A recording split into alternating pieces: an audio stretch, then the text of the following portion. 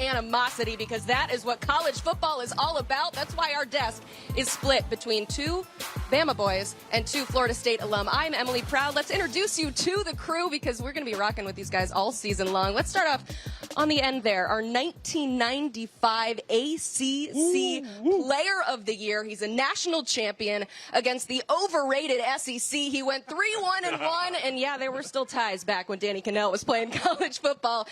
It is former Florida State quarterback Danny Cannell. Yeah. Let's go. Oh, give it up for that. Yeah, come on, give it up for DK.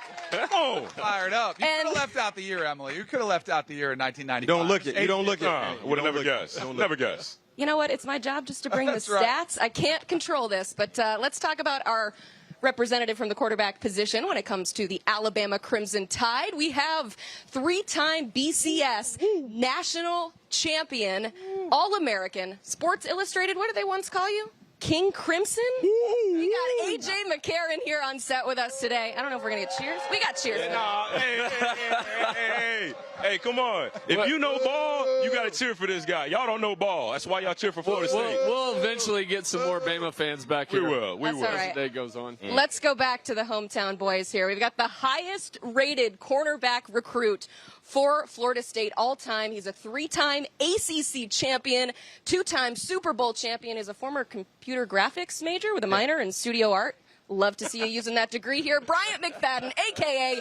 BMAC. Brought the jersey here today. I love it. Finally, two-time national champion, three-time SEC champion, captain. Although we're still not sure if you've had a honey bun since 2016. Gave those up a long time ago. We love it. We got Damian Harris here on set. He brought props. I got some stuff too. Yeah. Yeah, boo. Hold on, y'all see this patch right here? Y'all see this patch right here? Let's go. 2018 National Championship. And do any of y'all know who we opened the season against in 2018? Oh, I think it might have been Florida State. And then you see what happens when you start the season with Florida State. I can't wait for today's game. Let's go. We brought rings. We brought jerseys. Dame, I understand, though, you're the only one that played in this rivalry game, so we're going to get your experience from that in just a bit. But it is week one college football. We obviously have a huge game behind us, but we got tons of action all across the sport. Danny, I'm going to start with you because you're back home. We're here for this massive game. I know you've been walking around campus, talking to people. You guys checked out the new stadium back here as well. How are you feeling right now? I think I feel like almost every Florida State fan. A little bit shell-shocked from what happened last year, but cautiously optimistic with a totally revamped roster, a couple of new coordinators on both sides of the ball, a playmaker at quarterback. So I'm cautiously optimistic, but there's a lot of fans in here that are a little bit nervous about the challenge that we've got with Alabama. AJ, how are we feeling? I love it. Listen, new quarterback for us, but experienced defense. I look at this team a lot like our 2011 team. Where you're going to lean on the defense. So what better way to open up with Florida State down here? Great atmosphere, looking for a huge win. This is the first time that Alabama has come to Tallahassee to play in a game. They've obviously played a few times in their history, but first time they're down here. We saw some Alabama fans walking around, but this is Florida State, BMAC. What's it like to be home? Oh, man, it's great, man. It's great. I mean, the atmosphere is always electric. Having the opportunity to be into the stadium. You know, college football is different, man. It's different in terms of the pageantry, the prestige, the tradition, you know what I mean? And fans that just love their universities, you know, Alabama, Florida State. And this is a great opportunity for Florida State. This is a huge opportunity because, to Danny's point, last year was a nightmare. But the dream is over. We're not sleeping anymore. We're up right now. Now it's time to create some new magic here, and it starts 3:30 in Doak Campbell. Preach. Yes, preach. Let's wake up. We ain't sleeping anymore. We ain't dreaming no more. I feel like I don't even need to ask this question based on your intro, but how confident you feeling right now ahead of this game? I couldn't feel more confident. And listen, this is a huge opportunity. Hey, I'm going to get it all day. Today is a huge opportunity for both teams. Both teams are coming off a season that were disappointments. Florida State maybe a little bit more, but again, Alabama has an expectation, and that's to play for national championships. We did not do that last year, so what an opportunity for Ty Simpson. What an opportunity for these young running backs at the University of Alabama with Jam Miller being out. What an opportunity for wide receivers, people to get open, do things, emerge themselves as top playmakers throughout the rest of the season. I can't wait to see what happens. A lot of opportunity for both teams. We'll see who takes advantage of it. You mentioned Ty Simpson, you actually trained with him Yep. back in the day, so you know him very well, but he's one of those guys that has really waited his turn, a unicorn in college football, Yeah. if you will, being a backup for 4 years. What can we expect when he takes over the starting position, Alec? Yeah, I think people underestimate his legs. So I think he's going to surprise a lot of teams this year with his legs. He's super confident, takes care of the ball, super smart. I look for him to make a big impact for this team this year and get the guys out wide the ball early. Quarterback on the other side of things, Thomas Castellanos. We know he's been saying some things in the offseason. We might play some of that tape for you here. Let's focus on his skill set, though, coming into this. Now Gus Malzahn taking over as the offensive coordinator. What are we expecting to see from him? Florida State fans are very familiar with Tommy Castellanos because last year he came in here and put up some big numbers. 2 years ago, the year Florida State was undefeated in Boston College, he had him on the ropes as well. And you see that happen all the time in the NFL. You play good against a team, they remember it, and that's what Florida State fans are looking to see, that version of Thomas Castellanos. Let me just address his comments because I know AJ had some strong ones on him too. I didn't love it. I would have never kicked the hornet's nest the way he did. Why give them any added ammunition? Dame, you talked about their year last year. They're upset. They're coming in here. They're mad. They're angry. Why do you give them any more ammunition? But I will say this. If you want to talk it, back it up. So now he's got an opportunity to go out there and say, hey, this is my style. This is the way I operate. And if he does and backs it up, by all means, go ahead. But if he doesn't, not only is he going to hear from Alabama fans, he's going to hear from Florida State fans that are like, why were you talking before that game if you didn't produce on the field? And he better be ready to back it up because when you talk about extra motivation, AJ, we can talk about this all day long.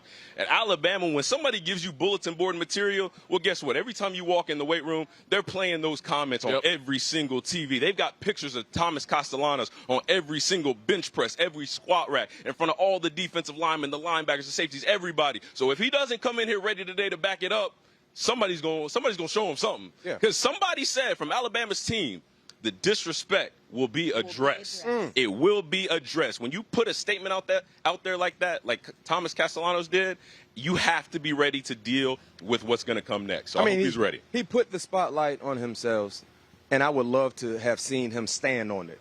You know what I mean?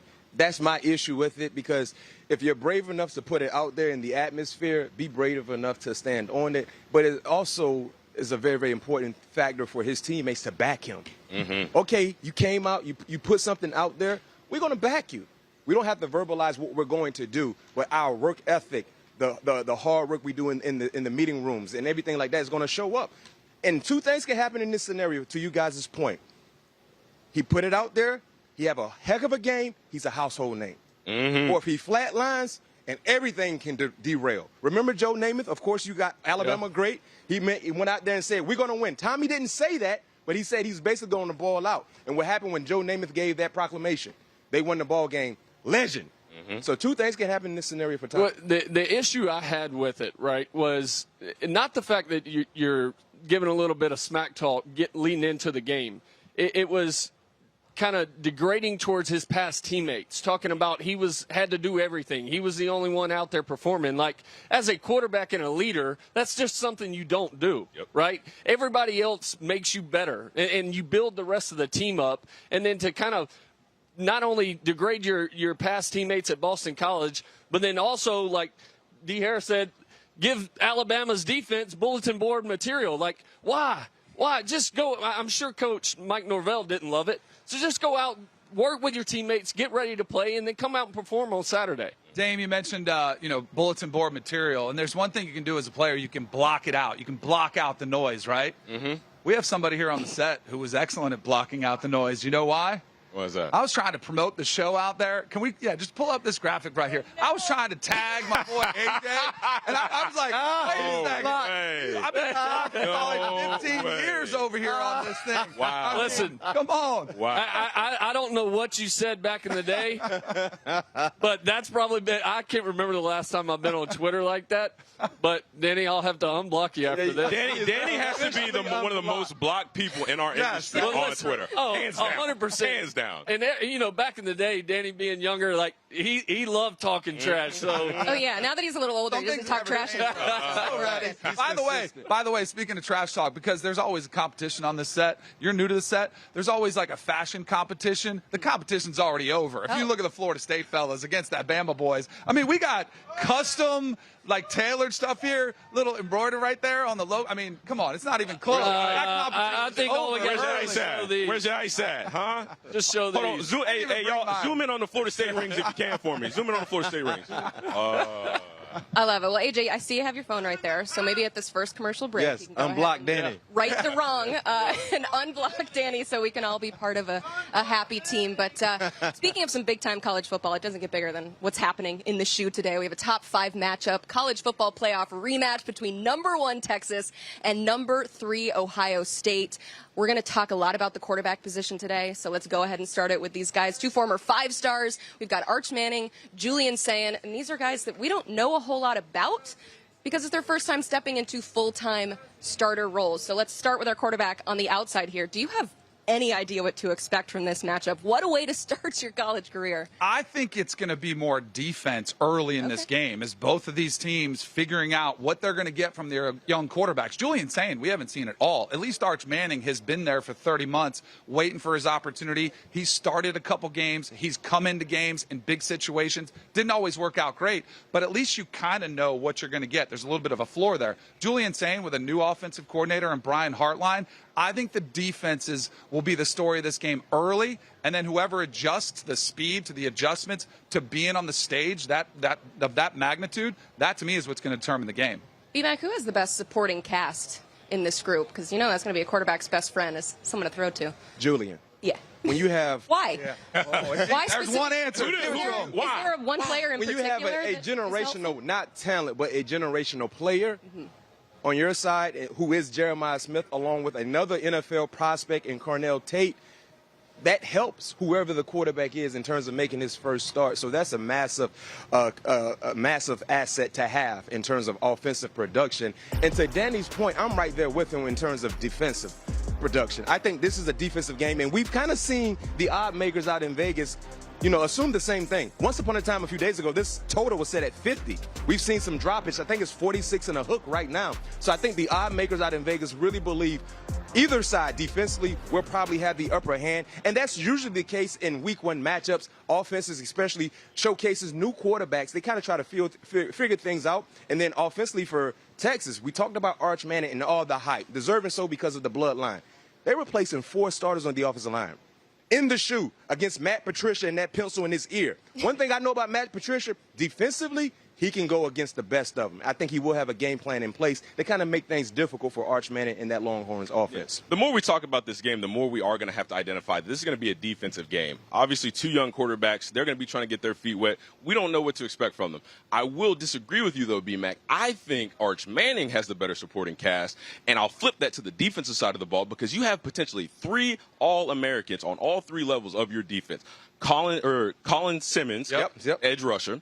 Anthony Hill Jr., linebacker, Michael Taft, safety. So you've got playmakers at all 3 levels on your defense. So what does that mean? You're going to get the ball back. You're going to have more opportunities. And we know, we've seen all the Lamborghinis parked outside of DKR. We know how much speed they like. Steve Sarkisian is going to surround Arch Manning with speed to run down the field and just throw the ball, make some plays. I know what you just said about they're replacing 4 offensive linemen and starters. I get that. But Arch Manning's mobility will help him get around some of that. And again, you look at a great defense with 3 potential All-Americans, that just gives you more opportunities to score more points. Emily asks supporting cast for quarterbacks. I didn't include the defense. I'm thinking offensive supporting cast. Support your offense. Wait, hold on. Quarterbacks chime in. Quarterbacks chime in now. Well, the thing for me, the key in this game is the continuity between Coach Sark and Arch, right? Julian Sayin and Coach Day, it's their first game. I don't care how much you've practiced, and Danny knows this more than all of us.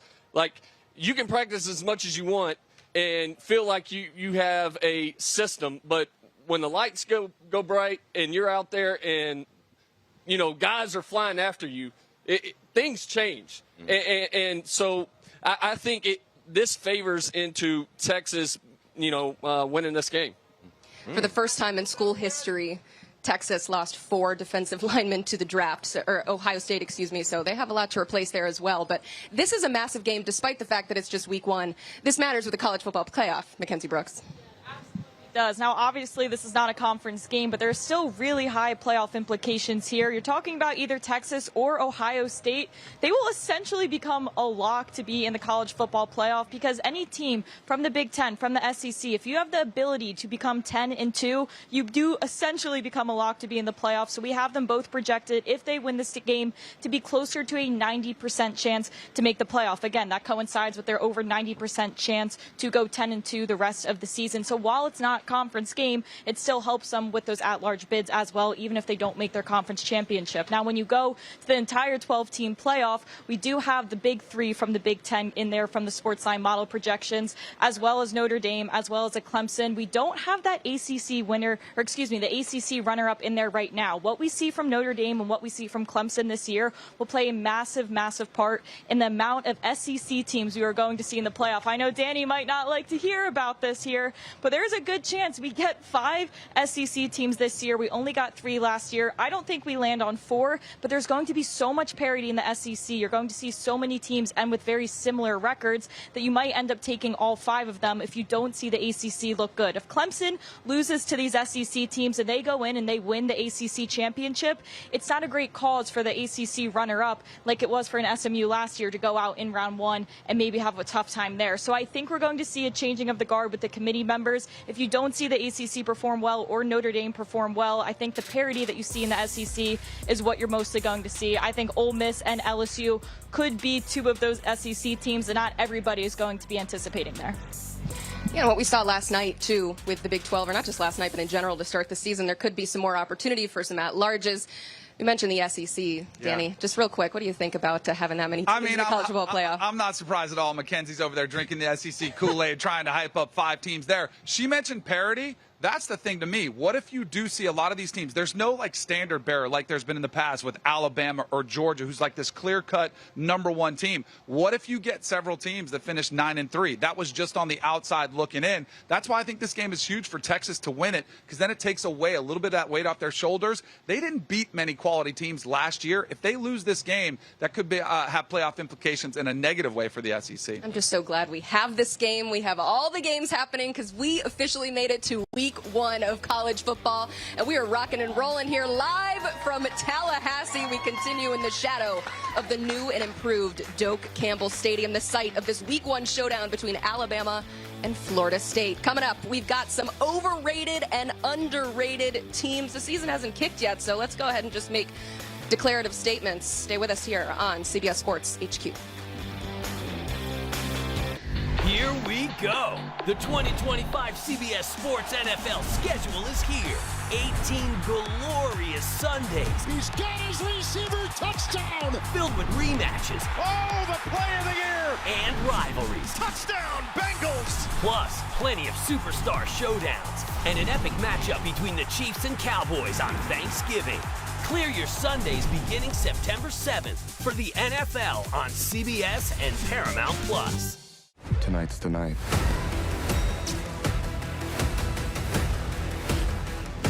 What do you think? Stream every Dexter episode ever, exclusively on Paramount Plus. This is Chicago. Street's always gonna have a villain. To protect the city, we have to do something. Women, it's time to get to work. The Shy. All episodes now streaming of the Paramount Plus Premium plan. You can't count on accurate expiration dates. No. That is a rookie mistake. Or the kindness of strangers. But you can always count on Sundays with the NFL on CBS, streaming on Paramount Plus. When you said you wanted a little getaway, this is not what I imagined.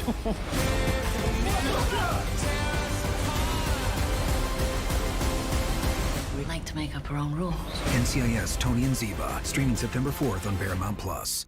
We've read your diary, including the last entry. Was your throat cut? Yeah. Oh my God.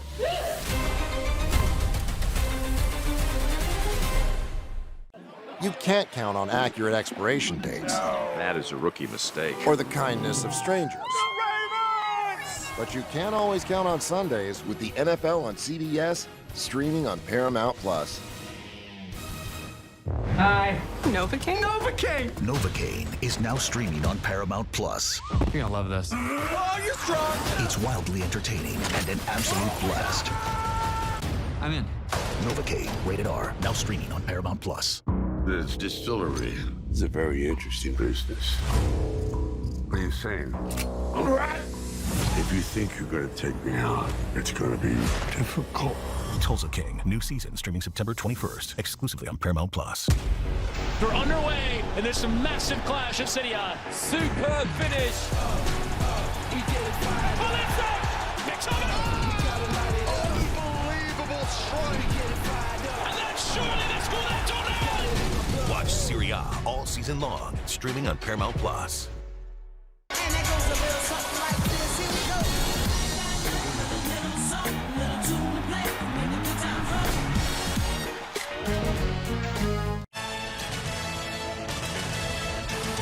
Welcome back into college football pregame live from Tallahassee. We have a massive game happening behind us, but tons of week one action. For the first time since 2017, we have 3 top 10 matchups, and we get it in week one. We are so lucky. Let's run through some of those big games, and starting with where we are here in Tallahassee. We've got Florida State and Alabama. And Damian is the only one who has played in this series. What gets you hype about this one? It's 2 blue blood programs, 2 programs with a lot of history, great players, a lot of NFL draft picks, a lot of national championships.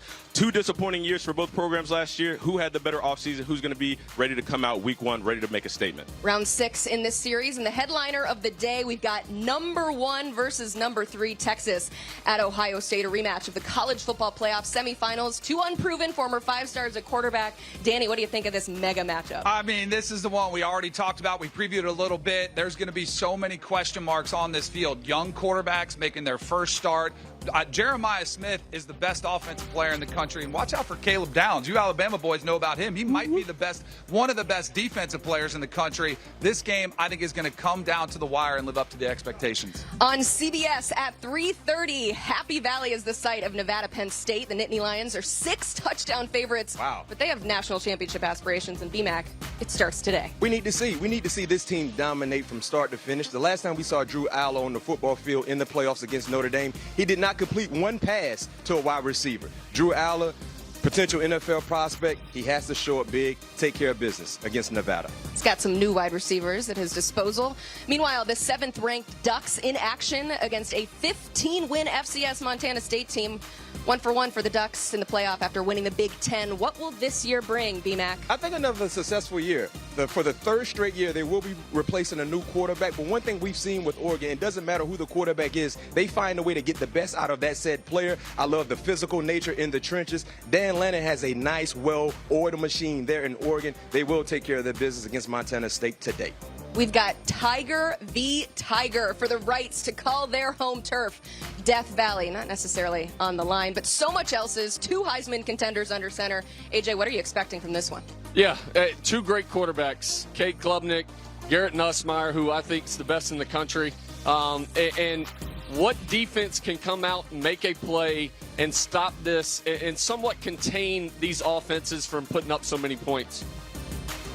Tons of action across the landscape of college football, and we're going to talk about all of these games throughout the morning. We've got Syracuse at Tennessee, ODU, Indiana, South Dakota, Iowa State, Michigan, Bryce Underwood, 5-star coming in hot, starting in his first college football game, and then the Beamer Bowl, Virginia Tech at South Carolina. That's on Sunday, but we're a college football show. We're talking about the entire weekend of action. We're going to play a little game here. I think we need some balloons to come out. Our lovely Mackenzie Brooks. Y'all give it up for Mackenzie Brooks. Give it up for Mackenzie Brooks. Can we? Come on now. If you're on the internet, you've probably heard of Pop the Balloon or Find Love. I don't know if we're going to find love today, but we're going to pop the balloon if we do not believe that this team can win a national championship. We've got orange balloons, so let's start off with Clemson. Pop the balloon if you think the Tigers cannot win the Natty.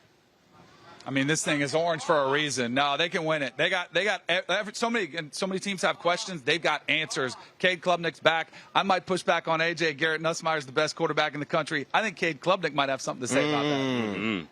No balloons? Nobody popping any balloons. I think, AJ talked earlier about the connection between Arch Manning and Steve Sarkisian. I think that Dabo Swinney's relationship with Cade Klubnik, they've been together for 4 years. He's been in the system, and that he has that relationship that you always see the star quarterback of Clemson have, whether it's Deshaun Watson, Trevor Lawrence, so on and so forth. They have such a connection with Dabo Swinney. He knows how to run a program. He knows how to get you to a national championship and win it. So I think that he's got a great relationship with Cade Klubnik. I think he's going to have a great season. I think Clemson can win it all. Danny, for that, my thing with Cade is I want to see him progress as a pure pocket passer, right? I understand he's an athlete. I just got to see him take that next step in winning games with his arm and not just so much being an athlete. How about the team that they're playing in week 1 in LSU, the number 9 ranked team? Wait, what? We got new colors. Oh, we got new balloons. Yeah, we moving on. It's like, what does throwing the balloons away mean? I just really don't like the Tigers in this one. All right, so LSU, can they win the national championship? Pop the balloon if you think they cannot. Oh, okay. We have a free thinker here, AJ. Why do you think LSU is capable of winning it all? Listen, they have loaded this defense and this team up in the transfer portal. They front-loaded this team in the offseason. I think Brian Kelly has figured out a way to fix this defense. Last year, they couldn't stop a zone read to save their life, right? It happened against Alabama. It happened the following week against Texas A&M. I think, in my opinion, Garrett Nussmeier is the best quarterback in the country. They have weapons all over. If they can figure this defense out, I think they have a shot to win it all. They've never not loaded up year after year, recruiting-wise or in the portal. They've always been able to do that. It's LSU. They never had an issue recruiting. The issue has been consistency on the football field on either side. When you turn on and watch NFL games, we rave about players that played at LSU. They have nothing to show for it. Jaden Daniels of the world, Brian Thomases of the world, Malik Neighbors of the world, nothing to show for it. So at what point will we see that said talent surface on the football field? I think it will be a potential another letdown type year. And when I say letdown, in terms of championship aspirations for LSU, I got to believe it. I got to see it before I believe it. And I'm with you, B-Mac. I don't think LSU can get it done. And you made a point. Recruiting has never been an issue for LSU. Nick Saban said you can shake a tree anywhere in Louisiana and get a 5-star. So that's not the problem. Where my problem is with this LSU team, I know we're having a lot of conversation about Garrett Nussmeier. He's turnover prone. He plays a lot of hero ball, and he always feels like he's got to make the big play. That's what causes turnover, and that's what causes you to lose games. These two teams are playing tonight, and LSU fans are saying the national championship, we just want to win a week 1 game. It's been 5 years since they started off the season with a win. Let's go ahead and just skip the balloons and go straight to our national championship picks, because we don't make you wait for it here on College Football Pregame on HQ. Let's start with Danny. Who you got winning it all? I'm following a theme because the last couple of years we've seen 2 Big Ten teams win. We've seen teams have a lot of guys decide to return to college football as opposed to going to the NFL to accomplish something special. That's what Penn State has done. Both running backs said, you know what, we're going to come back to school. Nick Dawkins, their center, said, I'm going to come back to school. I think this team has one of the better quarterbacks who's going to take a big step forward this year. The schedule is a cakewalk. I'm taking Penn State. B-Mac? I really want to address and attack his pick, but I'm going to be a professional here. I'm taking Clemson. I love the experience. I'm sorry, I got to be unbiased. I got to be a professional. And here's why. They have an NFL prospect at the quarterback position, which is very, very important. He has the luxury of throwing to 2 legit NFL prospects at the wide receiver position. They arguably have the best defensive line led by Peter Woods in college football. You win or you lose ball games in the trenches. They have 4 legit NFL prospects on the defensive line that put their hand in the dirt, and they look like what they hunt. I love those type of players. I think Clemson, you talk about an easy type road.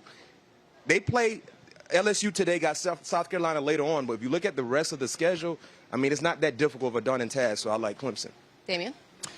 I'm going with good old Tejas. I like the Longhorns. Listen, B-Mac, you just talked about consistency. It's my 2nd year in a row picking Texas to win the national championship. I got a good feeling that this year is going to be the year. Listen, I'm an Arch Manning believer, and it's not just because of the lineage. It's not just because of the bloodline, but what that brings you is more resource. That brings you more things to help you hone in on your craft and become what you are supposed to be. I think you combine that with those 3 All-Americans on defense, speed at receiver. Texas is going to be a problem this year for a lot of teams. AJ, who's winning it all? See, I'm going to be biased. I'm going Alabama. Woo, woo. And I think this team compares a lot to the 2011 team, my first year starting. Experienced defense, a good O-line. You got playmakers around you enough. I think this team can do it all. All right.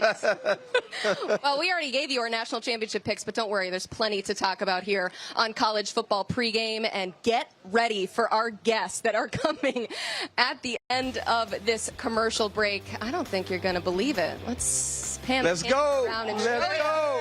you who we've got Let's here. go. Bert Kreischer and Tom Segura joining us here on the set. You know we're going to have a fun time. Stick with us here on HQ. Here we go. The 2025 CBS Sports NFL schedule is here. 18 glorious Sundays. He's got his receiver touchdown. Filled with rematches. Oh, the play of the year. And rivalries. Touchdown, Bengals. Plus, plenty of superstar showdowns. And an epic matchup between the Chiefs and Cowboys on Thanksgiving. Clear your Sundays beginning September 7th for the NFL on CBS and Paramount Plus. Tonight's the night.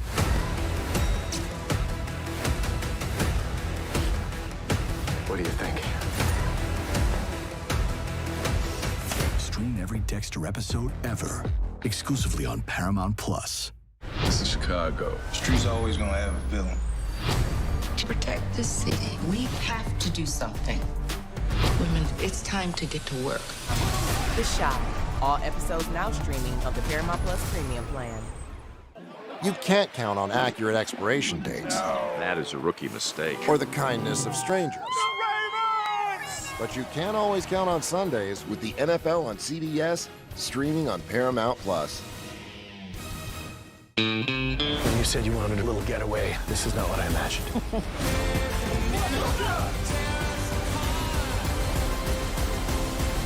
We like to make up our own rules. NCIS Tony and Ziva, streaming September 4th on Paramount Plus. We've read your diary, including the last entry. Was your throat cut? Yeah. Oh my God.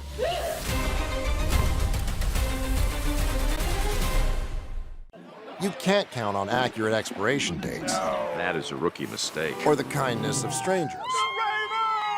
But you can always count on Sundays with the NFL on CBS, streaming on Paramount Plus. Hi. Novocaine? Novocaine! Novocaine is now streaming on Paramount Plus.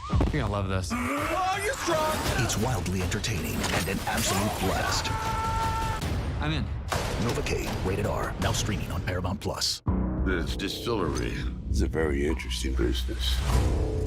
What are you saying? If you think you're gonna take me out, it's gonna be difficult. Tulsa King, new season streaming September 21st, exclusively on Paramount Plus. They're underway, and there's some massive clash at City Eye. Superb finish.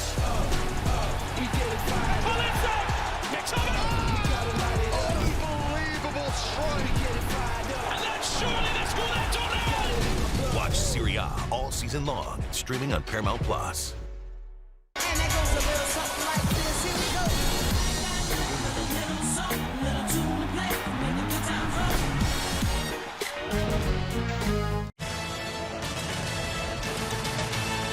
Welcome back to the set here right outside Doak Campbell Stadium. And the energy, you can feel it. It's still way before the game, but we got some boys here.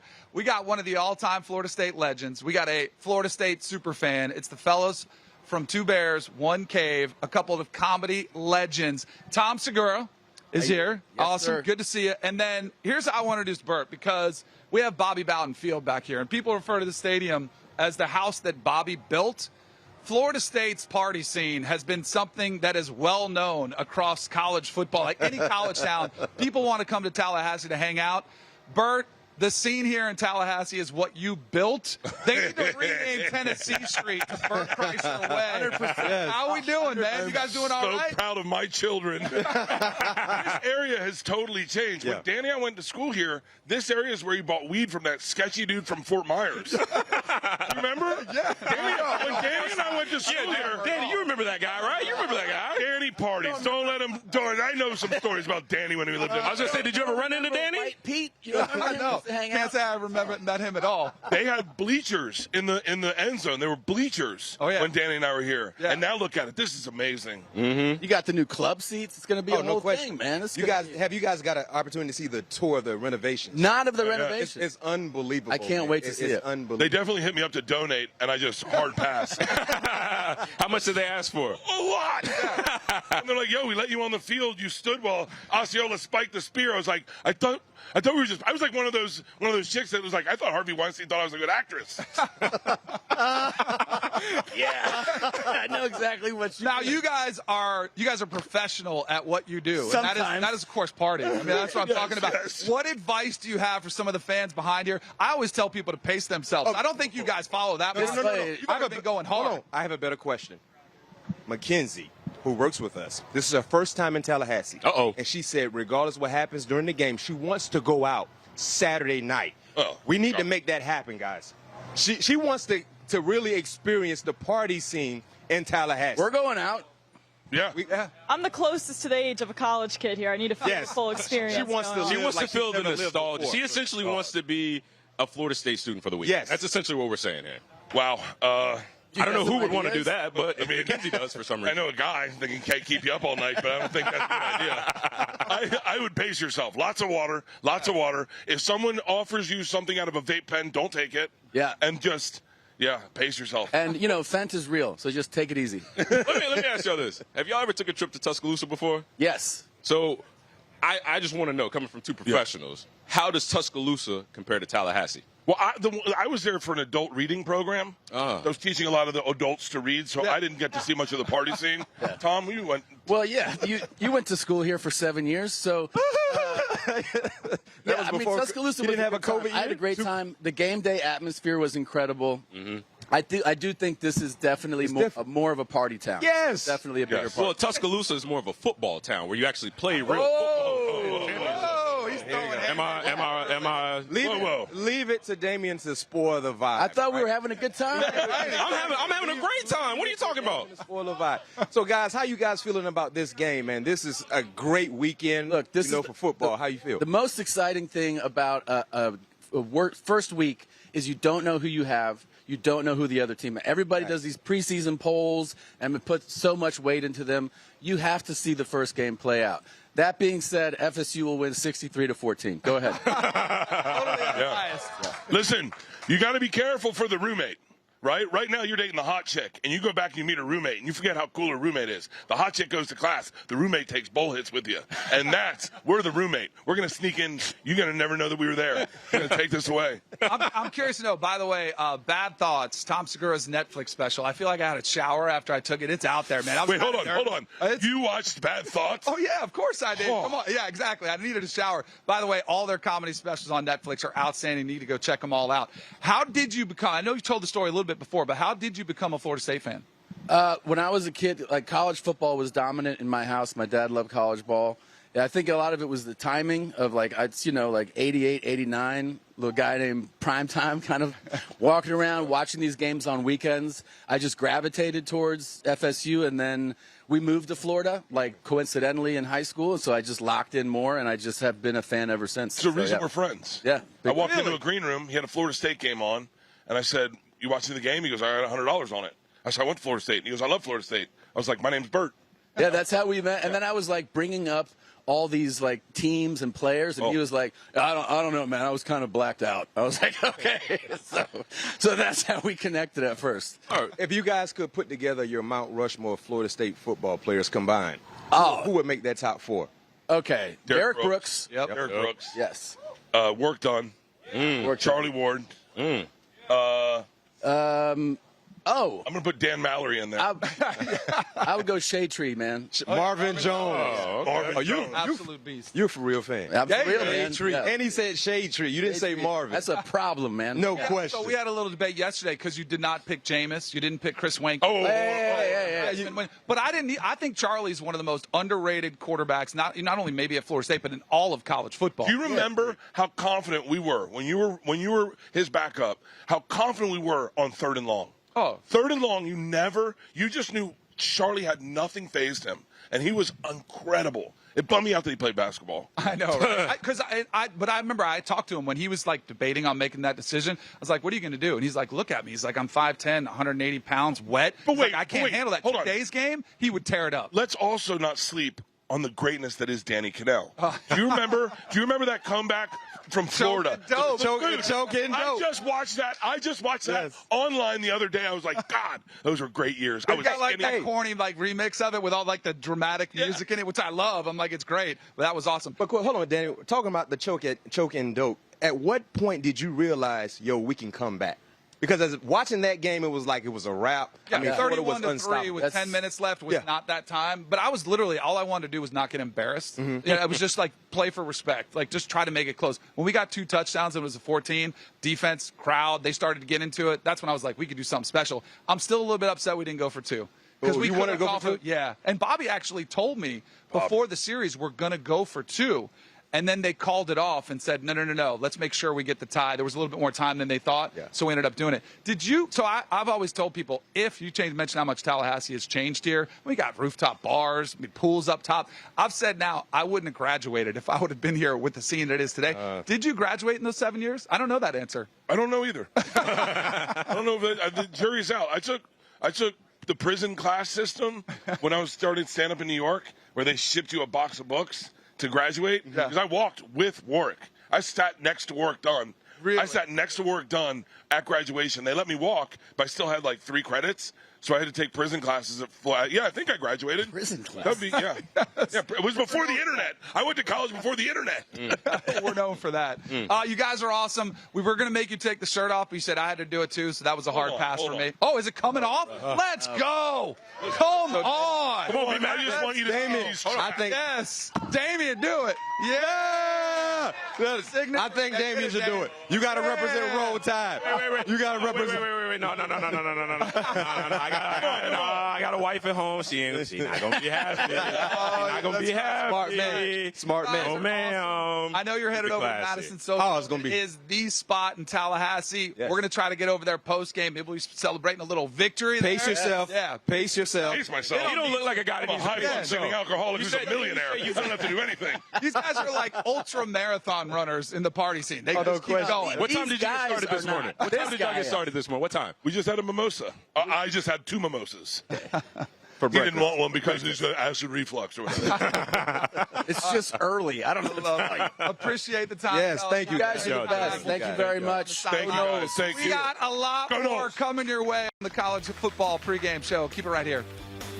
I don't know how I'm possibly supposed to follow that. We'll get back to college football coming up on the other side. An update on DJ Lagway and the numerous injuries he has been affected by. That's coming up next on HQ.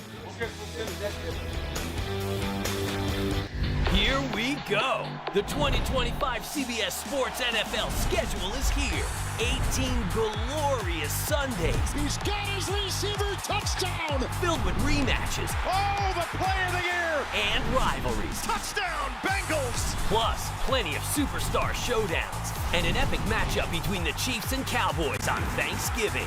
Clear your Sundays beginning September 7th for the NFL on CBS and Paramount Plus. Tonight's the night.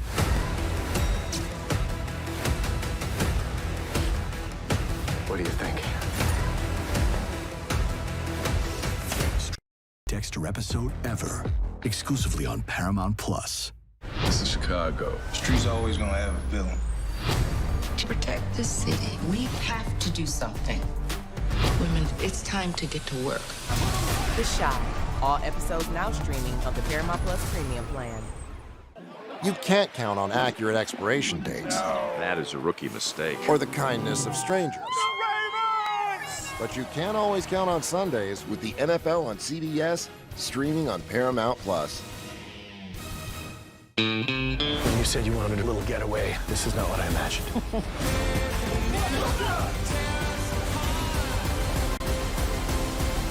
We like to make up our own rules. NCIS Tony and Ziva, streaming September 4th on Paramount Plus. We have read your diary, including the last entry.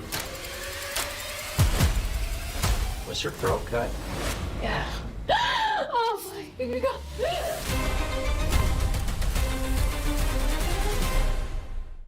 You can't count on accurate expiration dates. That is a rookie mistake. Or the kindness of strangers. But you can always count on Sundays with the NFL on CBS, streaming on Paramount Plus. Hi. Novocaine? Novocaine! Novocaine is now streaming on Paramount Plus. You're gonna love this. Oh, you're strong. It's wildly entertaining and an absolute blast. I'm in. Novocaine, rated R, now streaming on Paramount Plus. This distillery is a very interesting business. What are you saying? If you think you're going to take me out, it's going to be difficult. Tulsa King, new season streaming September 21st, exclusively on Paramount Plus. They're underway, and there's some massive clash at City. Superb finish.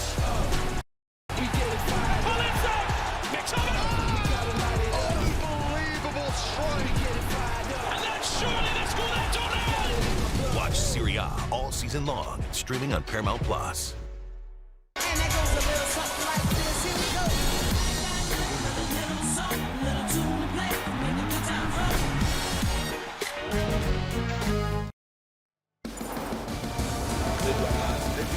This just in to CBS Sports HQ. Maryland will be starting true freshman Malik Washington today against FAU. That's the latest per our Matt Zenitz. Washington was the number 5 quarterback in this year's high school class and was ranked 54th overall. The Terps and Owls will kick off at noon Eastern. And BYU transfer Jacob Slapp will get the start for Tulane today against Northwestern. That's the latest from our Brandon Marcello. They're also going to kick off at noon Eastern.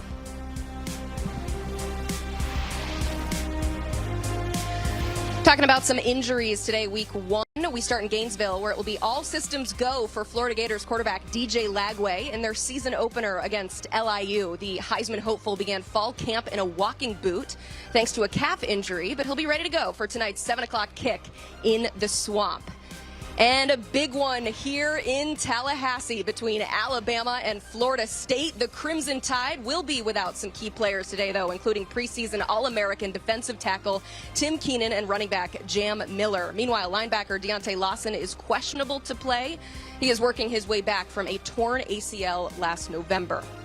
And checking in on the number 1 Texas Longhorns, their starting left tackle, Trevor Gooseby, will be a game-time decision for their showdown with Ohio State. That is the latest from our partners at 24/7 Sports. Gooseby has been dealing with a hand injury from a scrimmage earlier this month. He's supposed to take over at left tackle, protecting Arch Manning's blind side. And some other injuries we're keeping an eye on across the country on this week 1 Saturday. LSU wide receiver Nick Anderson considered questionable for tonight's big game at Clemson. He transferred into Baton Rouge this offseason from Oklahoma. Number 7, Oregon. They get their season started later this afternoon against Montana State, but they will be without their wide receiver Evan Stewart. He is expected to miss most, if not all, of this season with a knee injury. Here we go. The 2025 CBS Sports NFL schedule is here. 18 glorious Sundays. He's got his receiver touchdown. Filled with rematches. Oh, the play of the year. And rivalries. Touchdown, Bengals. Plus, plenty of superstar showdowns. And an epic matchup between the Chiefs and Cowboys on Thanksgiving.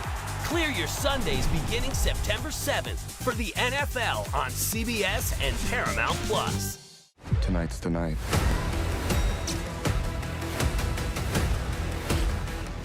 What do you think? Stream every Dexter episode ever, exclusively on Paramount Plus. This is Chicago. Streets always gonna have a villain. To protect the city, we have to do something. Women, it's time to get to work. The Shy. All episodes now streaming of the Paramount Plus Premium plan. You can't count on accurate expiration dates. That is a rookie mistake. Or the kindness of strangers. But you can always count on Sundays with the NFL on CBS, streaming on Paramount Plus. You said you wanted a little getaway. This is not what I imagined.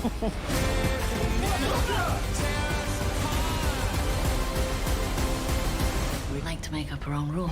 NCIS Tony and Ziva, streaming September 4th on Paramount Plus. We have read your diary, including the last entry. Was your throat cut? Yeah. Oh my God.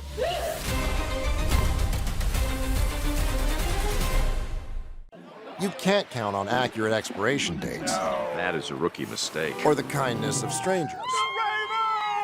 But you can always count on Sundays with the NFL on CBS, streaming on Paramount Plus. Hi. Novocaine? Novocaine! Novocaine is now streaming on Paramount Plus. You're gonna love this. Oh, you're strong! It's wildly entertaining and an absolute blast. I'm in. Novocaine, rated R, now streaming on Paramount Plus. This distillery is a very interesting business. What are you saying? If you think you're gonna take me out, it's gonna be difficult. Tulsa King, new season streaming September 21st, exclusively on Paramount Plus.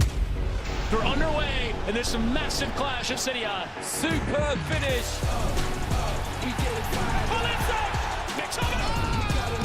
Unbelievable strike. And then surely they score that tornado. Watch Serie A all season long, streaming on Paramount Plus. And that goes a little something like this. Here we go.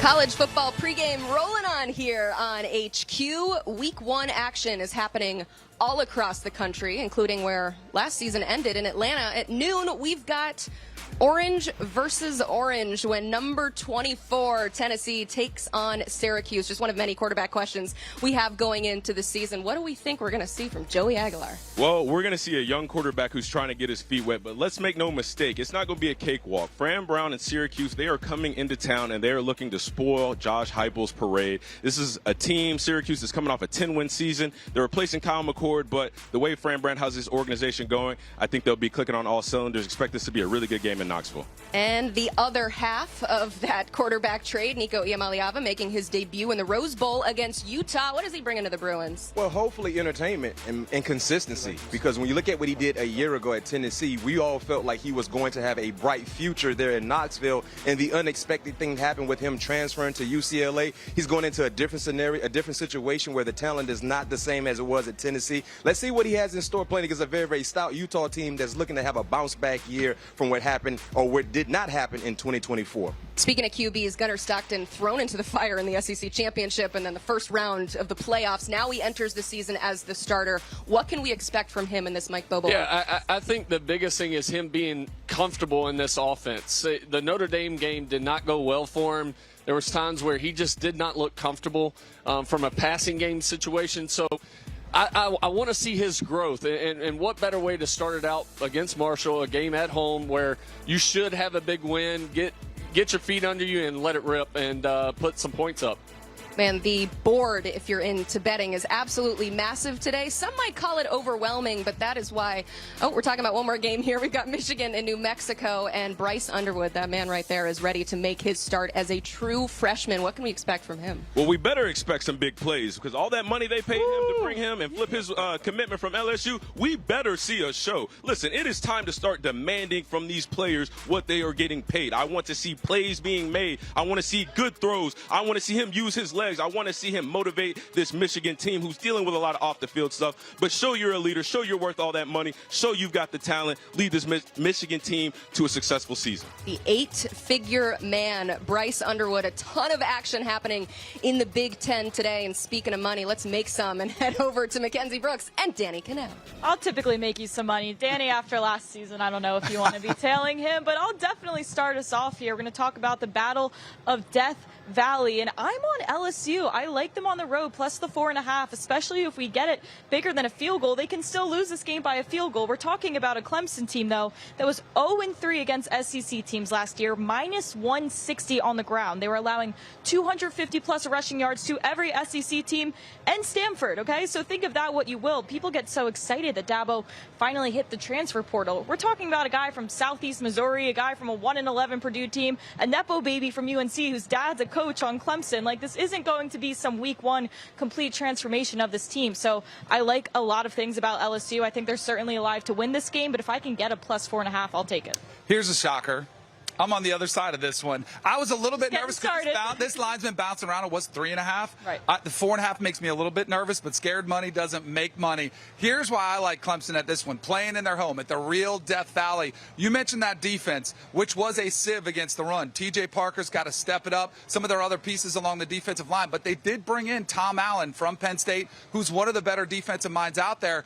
Playing at home with crowd noise against a traditional pocket passer in Garrett Nussmeier, he's going to be running for his life all night long. They have 4 offensive linemen they have to replace. Brian Kelly's even said they're rotating in offensive linemen, which I don't love hearing that, especially for Garrett Nussmeier. I think Clemson gets it done. Statement win for the ACC. All right, we're just starting the season off strong. Classic Kens and Danny. We're going to move on to Sunday with that Notre Dame game in Miami. Now, I'm unintentionally on a fade the ACC weekend right now. I do like Notre Dame in this game. I've been out on Miami all summer. It's no surprise to anyone. It's kind of been my bit of the summer.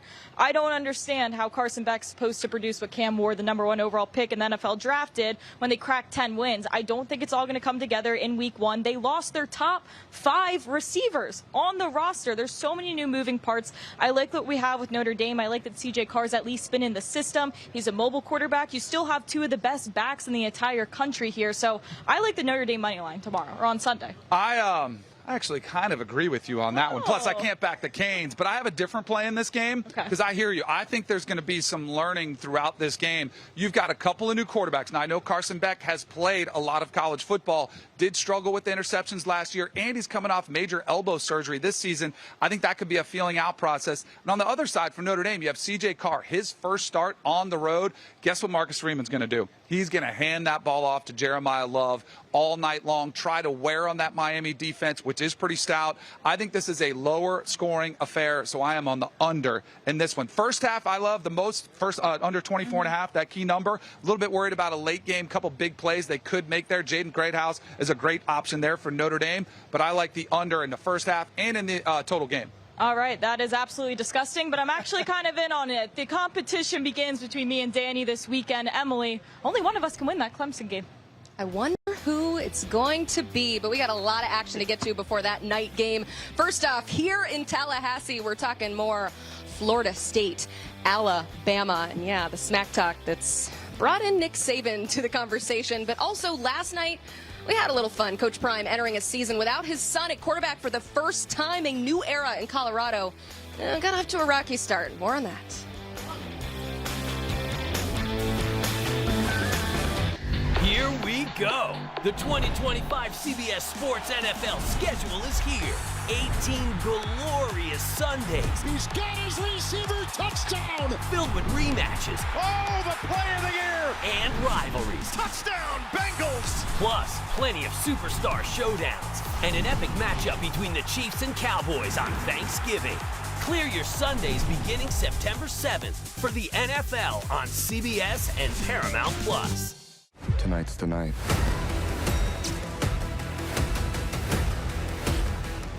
What do you think?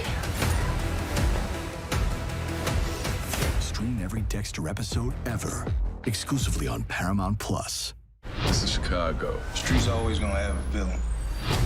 To protect the city, we have to do something. Women, it's time to get to work. The Shy. All episodes now streaming of the Paramount Plus Premium plan. You can't count on accurate expiration dates. That is a rookie mistake. Or the kindness of strangers. But you can always count on Sundays with the NFL on CBS, streaming on Paramount Plus. When you said you wanted a little getaway, this is not what I imagined.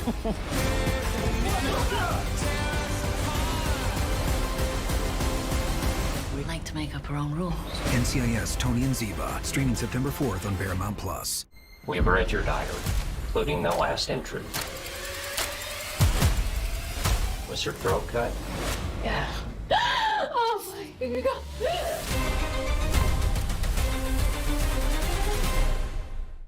You can't count on accurate expiration dates. That is a rookie mistake. Or the kindness of strangers. But you can always count on Sundays with the NFL on CBS, streaming on Paramount Plus. Hi. Novocaine? Novocaine! Novocaine is now streaming on Paramount Plus. You're gonna love this. Oh, you're strong! It's wildly entertaining and an absolute blast. I'm in. Novocaine, rated R, now streaming on Paramount Plus. This distillery is a very interesting business. What are you saying? If you think you're gonna take me out, it's gonna be difficult. Tulsa King, new season streaming September 21st, exclusively on Paramount Plus. They're underway, and there's some massive clash at City. Superb finish.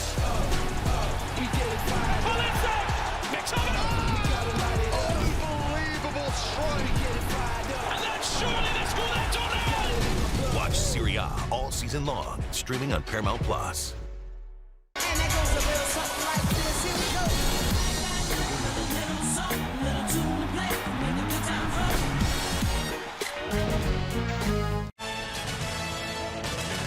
College football pregame live in Tallahassee. And man, I wish you could see what happens during these commercial breaks. Damian Harris challenging the Florida State fans behind me to get a little bit more excited. What do you think, guys?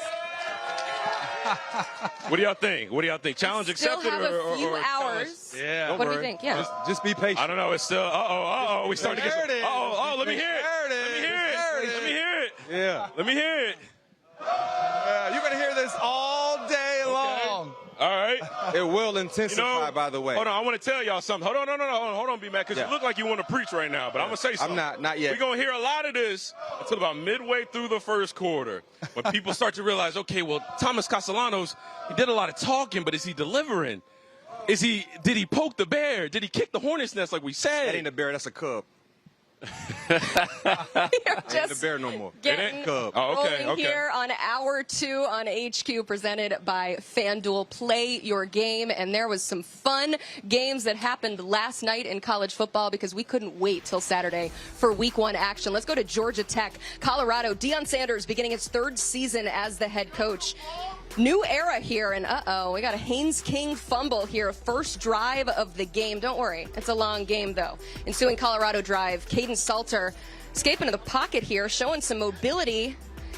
Hitting to Kalen Taylor for the 7-0 score. Colorado cashing in on the first of 3 turnovers in that first half. Let's go to the second quarter, though. King taking the quarterback draw. He dives in for the score. Yellow Jackets up 13-10 at the half. Let's go to the late third quarter here. King once again keeping it himself, finding a hole, taking it in for 17 yards, 20-13 in this game.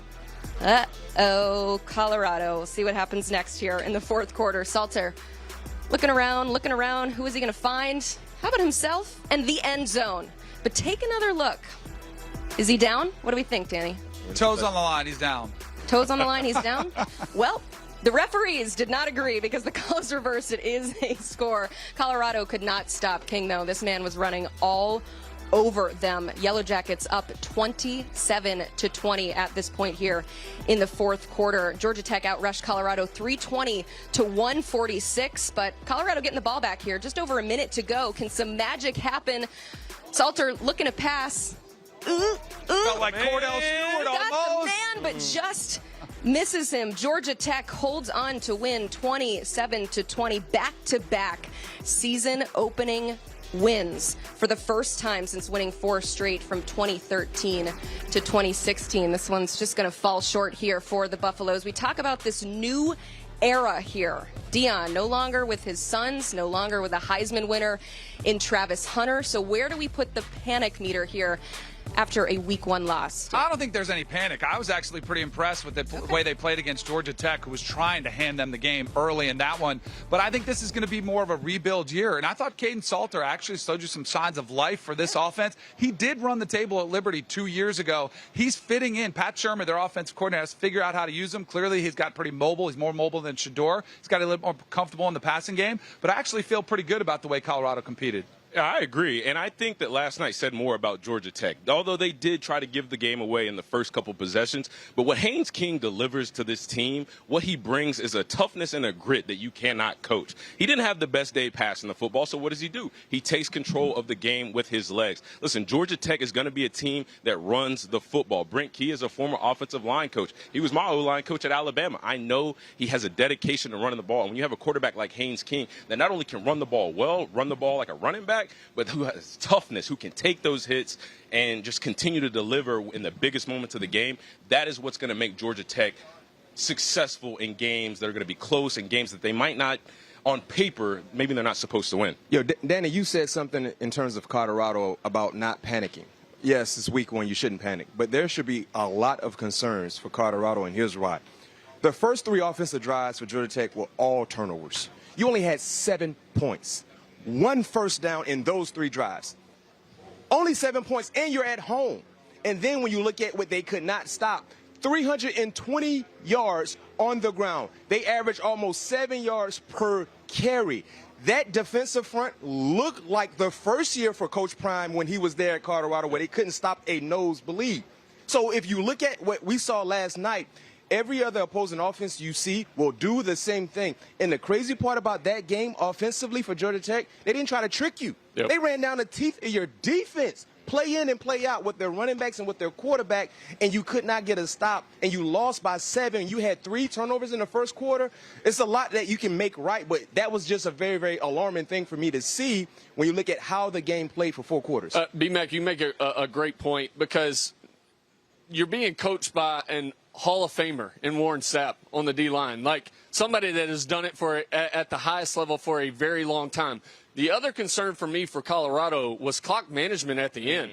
Like, it was awful clock management. You complete a pass, and then you don't call a timeout. You got 2 timeouts. Use them. Call a timeout right there and save it for the next plays. Like, I didn't understand that. I thought they cost themselves a chance to at least tie the game and extend it and go into overtime at the end. That's where Dion, so he takes a lot from Bobby Bowden. Like, he played for Coach Bowden. He is a figurehead. Like, he doesn't get too involved in the minutia of game plans and game management. Last year, there were a couple overtime games. It looked like he wasn't certain how the overtime rules unfolded. Last night, even after the game, he didn't have a great explanation for that. He said, hey, well, we had some incomplete passes. Well, you didn't on that one. Right. Totally agree with you. It's an area that Dion needs to take a step forward. And even if you're more of a manager rather than a head coach, right? I've been a part of coaching staffs that are like that and head coaches that are that way. Hire somebody that is up in the booth that helps you do clock management, so they can come over in the headset and say, Coach, this is where we take a timeout right here, right? Hire somebody. You have enough money at Colorado. Go get somebody that can help your coaching staff figure these things out. I mean, Bama guys should know that. They had like 107 coaches on the staff there. They are the ones that originally did it. Don't hate the player, hate the game, baby. Hey, Danny, you're going to get blocked again. Be careful. Right. You know these guys are itching to talk about the game that's happening behind us at 3:30 between Florida State and Alabama. So let's talk about some of the smack talk that we heard in the off-season with Thomas Castellano saying, quote, I dreamed of moments like this. I dreamed of playing against Alabama. They don't have Nick Saban to save them. I just don't see them stopping me. They got boos from the Florida State fans. Let's start with the Florida State guys. What do we think about this quote, B-Mac? Like I said, what I have personally said this, no. But when you say it, embrace it. Stand on it. Stand on it. He did. He was asked about it again. He said, I stand on it. Stand on business, you know what I mean? And I think he understands the magnitude of this ball game, because you played at Bama, we played at Florida State. Every game was a big game for us, regardless of who we were playing against. He was at Boston College, so it's different, right? You didn't need to say anything to make this game bigger. It was already a massive game, even with Florida State only winning 2 ball games. Florida State is still Florida State. The Seminole head resonates throughout the world. So for him, he was looking at it from a set of, Boston College lenses, like I need to say more to pump this game. No, we don't need it. Now you got to stand on it. And let's see exactly what he has in store, because this is his first time in Doak Campbell Stadium. The lights hit different here than any other stadium he's been in. Let's see how he handles that first drive. Is it a rhythm drive? Is the chemistry there? Or he's trying to go through the motions and kind of get things going? This is my get off my line, like old man moment. Like, this was really unheard of for a starting quarterback 20, 30 years ago to call out an opponent like this. It is more trendy now. Diego Pavia has been talking trash, and he backed it up last year, getting that big win against Alabama, getting a big win in a bowl game, almost beating Texas. I get it, but there's more guys about their brand trying to build up the confidence, and that's what kind of his excuse. He's saying, I'm trying to infuse confidence in my teammates. It's all well and good, but I'm with you. You have to back it up. This is absolutely, unequivocally, in my opinion, a fake it until you make it situation. Yeah. Because, listen, not only as a starting quarterback do you not go out and talk trash about opponents, but you just don't do it against Alabama. I don't care about the fact that Nick Saban is not there. The standard, the tradition, the lack of dealing with disrespect, it's still there. And on top of that, you bring in Nick Saban, which he's not there anymore. He's on College Game Day. He got nothing to do with it. Why are you bringing him in? Just because you want a little extra chatter. Just because you want a little bit more buzz around that comment that you just made. Just because you want your teammates to feel like, oh, he called out Nick Saban. Oh, this dude is for real. Well, guess what?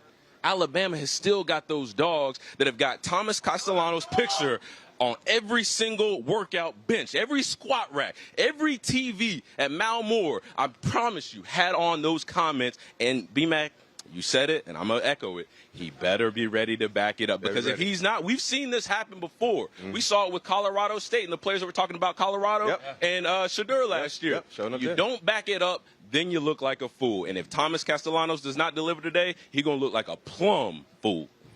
Yeah, B-Mac, you said it best, right? Florida State's still Florida State. It doesn't matter if you won 2 games last year.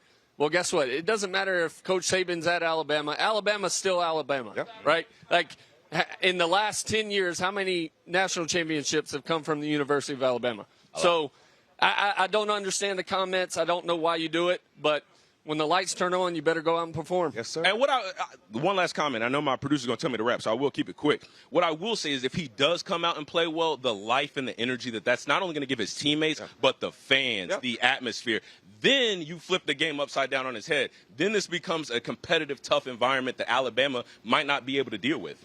I just love that this happened like months ago, but college football never forgets. We have been anxiously waiting for games, so it was talking season, but it's about to be playing season. Florida State, a 13.5-point underdog in this game. There are underdogs all across the board today for Week 1 Saturday action of college football. I want to ask you guys, who's somebody that we should be keeping an eye on that could pull off the upset? There's always that one that just shocks us here in Week 1. Dame, what do you think? I'm going to go with Syracuse over Tennessee. I mean, listen, Fran Brown and Syracuse are coming off. Come on, Proud. You know, it's our first show together. You're a Tennessee fan. I got to throw some dirt on it. But again, Fran Brown and Syracuse, they're coming off a 10-win season. And I really appreciate the way that Fran Brown is running this organization. He's running it like a top-tier organization. He doesn't care about the NIL. Obviously, he wants to go out and get good players in the portal. But again, he's finding the right guys to plug in the right places. Now, how is he going to replace the nation's leader in passing last year in Kyle McCord? We'll see. But I think this game is going to come down to the teams that can run the ball the best and organizationally has the best camaraderie within their system. And obviously we saw what happened with Nico. I can't say that I'm confident that Tennessee has it all the way together right now. So I think that makes them susceptible to an upset today. AJ, who do you think's getting upset today? For me, it's LSU. Right, and I've heard Danny and everybody else pick Clemson all day and talk about how great their D-line is. Listen, and, you know, y'all made great points earlier about, hey, you could shake a tree and get a 5-star. But in this day and age, it's not so much about the recruiting process of it rather than the transfer portal. And Brian Kelly and this staff has really front-loaded this team in the offseason. They hit the portal hard, and the biggest thing for me is, can their defense step up and make plays this year? They were awful last year, especially against the run. If they can step up and make plays and create turnovers, I'm telling you, as a quarterback, and you talked about Garrett Nussmeier earlier being prone to turnovers, when your defense is not very good, as a quarterback, you tend to press, right? And you play out of character. This dude is, in my opinion, the best in the country from a arm talent wise, and I look for them to pull off a big upset today at Clemson. Well, for me, go ahead. I was going to say they were the #1 transfer portal team every year. 24/7 Sports. Every year. This year. Every year. It's like having all the grocery money in the neighborhood and your dishes taste bad.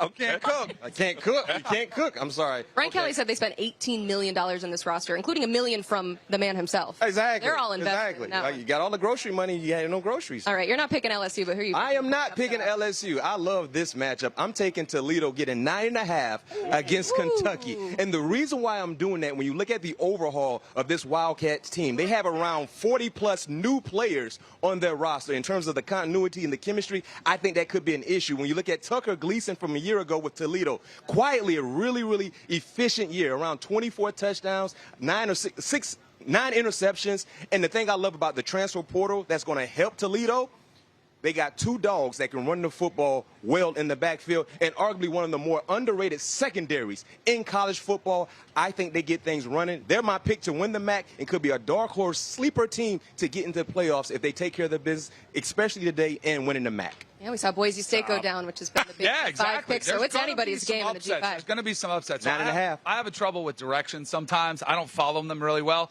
So we were supposed to give one for today, but I have one for Monday night. That works. Where you've got an ACC versus a Big 12 matchup. You've got the debut of Bill Belichick, the greatest coach to ever grace a sideline. You're telling me that he can't come up with a game plan after an entire offseason training camp to confuse a very talented quarterback. I like Josh Hoover a lot at TCU, and they've got a bunch of players for the portal. This is an overhauled roster at UNC. Maybe they don't have the big splashy names or the big quarterback that they went out and spent millions on, but they do have a lot of role players they brought in. Doesn't that remind you of another place where he won multiple Super Bowls, didn't go spend in free agency, drafted really well, talent evaluation? I think Bill Belichick in his debut in Chapel Hill pulls off the outright upset.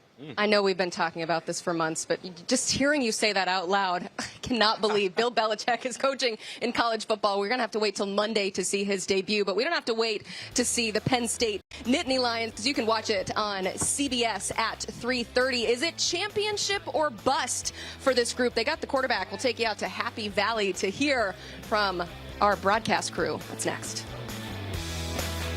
Here we go. The 2025 CBS Sports NFL schedule is here.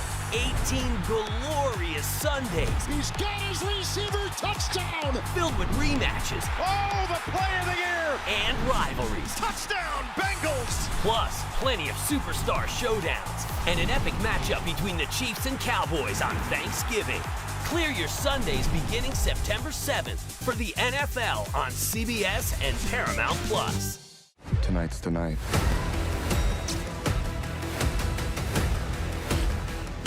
What do you think? Stream every Dexter episode ever, exclusively on Paramount Plus. This is Chicago. Streets always gonna have a villain. To protect the city, we have to do something. Women, it's time to get to work. The Shot. All episodes now streaming of the Paramount Plus Premium plan. You can't count on accurate expiration dates. That is a rookie mistake. Or the kindness of strangers. But you can always count on Sundays with the NFL on CBS, streaming on Paramount Plus. You said you wanted a little getaway. This is not what I imagined.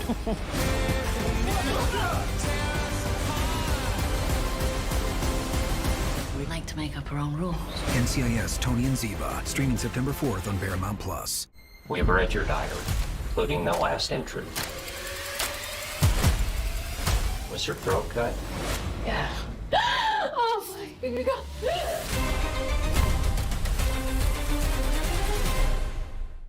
You can't count on accurate expiration dates. That is a rookie mistake. Or the kindness of strangers. But you can always count on Sundays with the NFL on CBS, streaming on Paramount Plus. Hi. Novocaine? Novocaine! Novocaine is now streaming on Paramount Plus. Oh, you're strong! It's wildly entertaining and an absolute blast. I'm in. Novocaine, rated R. Now streaming on Paramount Plus. This distillery is a very interesting business. What are you saying? If you think you're going to take me out, it's going to be difficult. Tulsa King, new season streaming September 21st, exclusively on Paramount Plus. They're underway, and there's some massive clash at City Eye. Superb finish. Oh, that's it! Mix up. Unbelievable strike. And that's surely the school that tornado. Watch Serie A all season long, streaming on Paramount Plus. And that goes a little something like this. Here we go.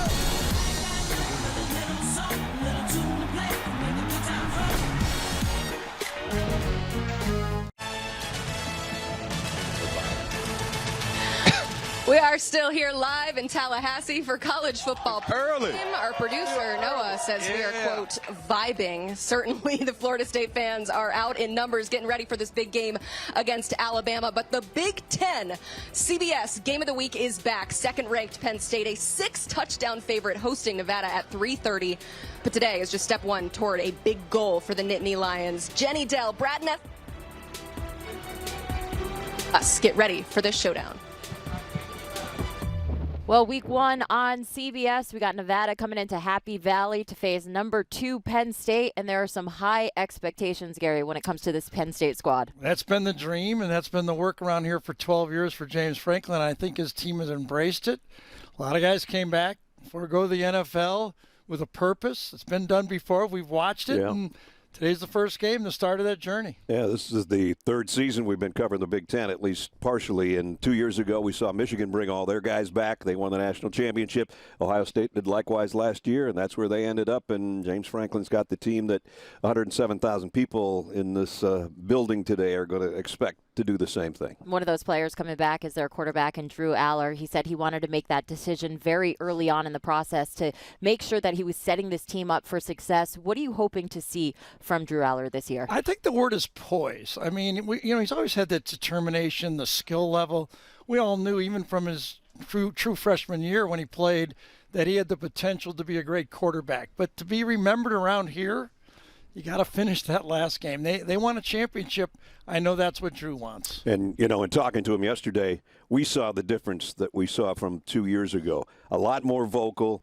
He's taken leadership of this team, and it's his team, and he expects some big things. You've seen a lot of these players grow over the years that we've been able to cover this team. 2 of those players, which you might say is the best duo that's out there in college football. We have Katron Allen and Nick Singleton. Would you say they're the best duo in college football? Be hard to beat them right now. I mean, what they've done, their record speaks for itself, and especially the way they play. Electric and powerful at the same time. When Katron Allen runs the ball, I mean, he's like a linebacker running, and Singleton has that breakaway speed. I love the duo, and I love the way they use them. I mean, those defenses never know when they're going to be attacked with or how. That's pretty tough fare.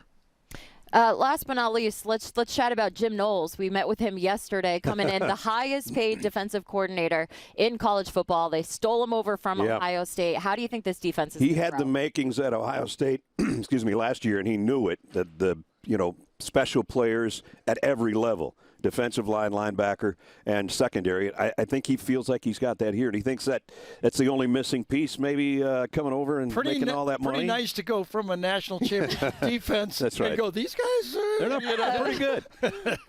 Well, it's going to be an exciting one on CBS. 3:30 start. It's all starting week 1 here on CBS.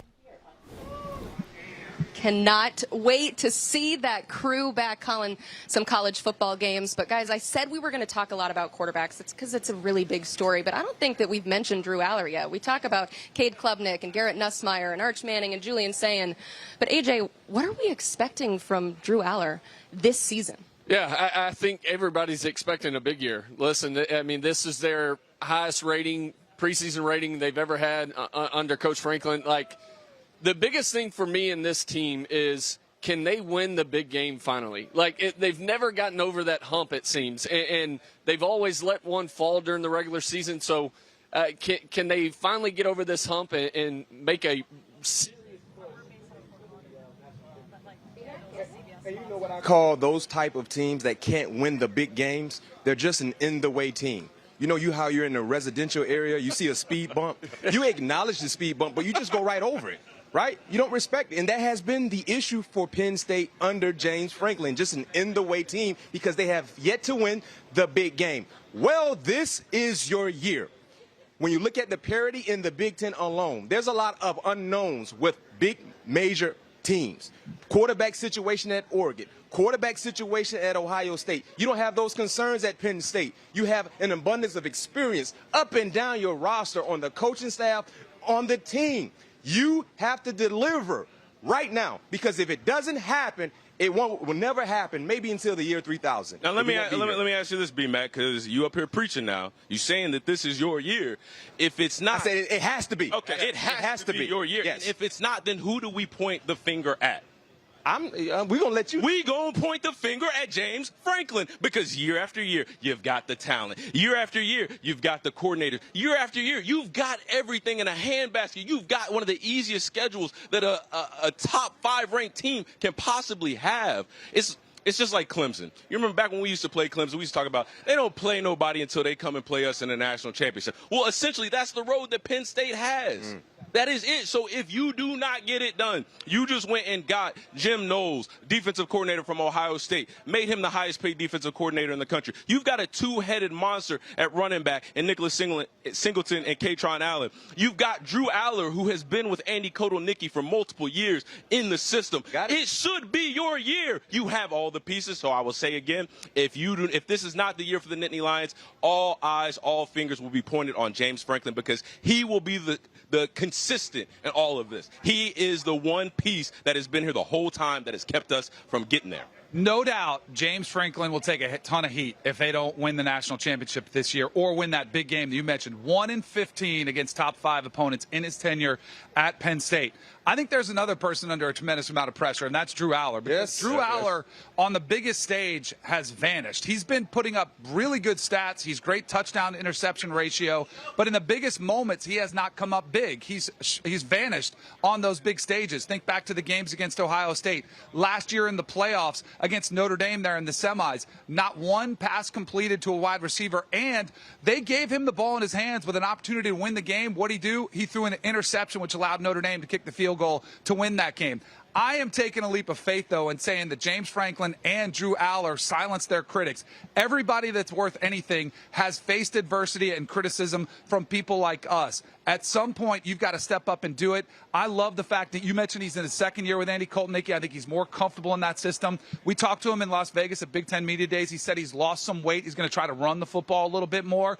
I think he takes that big step forward. And because of what you said, all the question marks across the country, they've got the answers. Well, you made a good point, and you talked about how Drew Aller disappears in the big games and the big moments. Well, we all know this that have played. Your players take on the persona of your coach.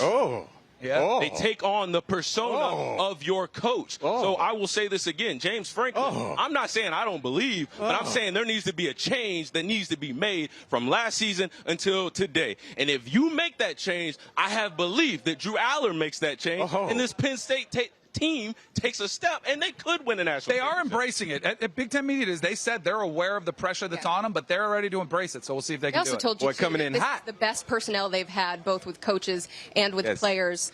So do they get it done? Does Penn State win the Big Ten this year? Who's your pick? We heard a no from the crowd. What we say in the back? What we say in the back? Okay, we got some no's in the background, but here's the thing. I'm gonna say yes, and here's why. Do I think they beat Ohio State in the regular season? No. Do I think they see Ohio State again in the Big Ten championship? Yes. Do I think they have a better chance of beating them the second time around than the first time around? Yes. So mathematically, I think Penn State has a really good chance to win the Big Ten championship. But again, Ohio State, like we're talking about all the losses that James Franklin has had against top 5 teams. Well, majority of those have been to Ohio State. As long as they're the team in your conference, you got to go through them. They're like, that's the Philadelphia Eagles of the Big Ten right now. So you got to go through them if you're Penn State. So who's winning? I didn't hear an answer. Did you? I didn't hear an answer on who's winning? Penn State. So you are going Penn State. Over Ohio State. I said I like Penn State to win the Big Ten championship because I think if they see Ohio State again, which they more than likely will, then a second chance is better than the first. And if James Franklin sees this pep talk. I mean, why do you need to go to a I don't know if that was a pep talk or he was calling for him to get fired. So. It's hard to tell. AJ, who you got winning the Big Ten this year? Listen, I think the easy choice is Ohio State. My sleeper is Oregon. I think Dan Your Lanning. sleeper is the team that won the Big Ten last year. That nobody's talking about. That nobody's talking about, right? So I think Dante Moore having a decent year his freshman year at UCLA, him stepping into the starting role this year. I think Dan Lanning really getting this team going and trying to get them over the hump. He's an unbelievable defensive coach. That's my sleeper pick. It's easy to pick Ohio State, but I'm going to Oregon. I'm taking Penn State. I'm going chalk. When you look at the experience that we've all raved about on the personnel side, on the roster, you get Ohio State there at home. You get Oregon there at home. I mean, you got to get it done this season. You got to get it done, so I'm going Penn State. I got them taking the same path Damian mentioned, losing in the regular season against Ohio State, but getting the second win in the Big Ten championship. I got them winning everything, too. Everything. So you got Penn State, and sleeper. Oregon. The defending Big Ten champions, the Oregon Ducks. And speaking of them, they have officially named Dante Moore the starter. He is the transfer, but if you look into his history, he was originally committed to Oregon, flipped to UCLA, but he is back with the Ducks. We heard from you, our quarterback, about this quarterback. Let's hear from our other quarterback first. What do you think about Dante Moore? He is uber talented. He was a highly touted recruit, as you mentioned, five-star guy, and he was thrust into the spotlight really early. It's funny, we have so many quarterbacks that have such massive expectations. He had them on him at UCLA. Didn't have a great supporting cast, struggled with interceptions. I think it did wonders for him because sometimes it just takes time. We expect these guys to go in and play great from the get-go. He was able to go last year to Oregon, sit behind Dylan Gabriel, one of the most experienced quarterbacks in college football history, watch him prepare, sit back, and I think Dan Lanning is an outstanding coach who has always been in the mix. Mateo Uyungale on the defensive side of the ball for the Ducks is outstanding. And watch out for a receiver named DeCorian Moore, true freshman. We saw two true freshmen last year, Jeremiah Smith and Ryan Williams for Alabama, have incredible seasons. I think that could be his favorite target with Allen Evans Stewart this year. Watch out for that true freshman receiver. One more thing. Mekhi Hughes, the running back, transfer from Tulane, back-to-back 1,300-yard seasons at Tulane. I think that's the thing that's going to help Dante Moore the most. Let him run the football. Absolutely. Having a strong running game, that always helps a young, inexperienced quarterback. But I think what he could have learned and taken from Dylan Gabriel the most is how not to turn the football over and how to keep the ball in your hand. I learned this from Bill Belichick, North Carolina head coach. You can't win until you keep from losing. So what does that mean? Not putting yourself in bad positions, not getting behind the sticks in the down and distance, not giving the ball to the other team. AJ, you remember we used to say it at Alabama all the time. Every possession ends in a kick, which means you either punt, you kick a field goal, or you're kicking an extra point because you just scored a touchdown. So for Dante Moore, I think the biggest asset for him is going to be not turning the football over. And if he can do that, he's got the talent around him on offense and defense for this team to potentially be a sleeper. His mindset and something that Jim McElwain taught me my first year starting.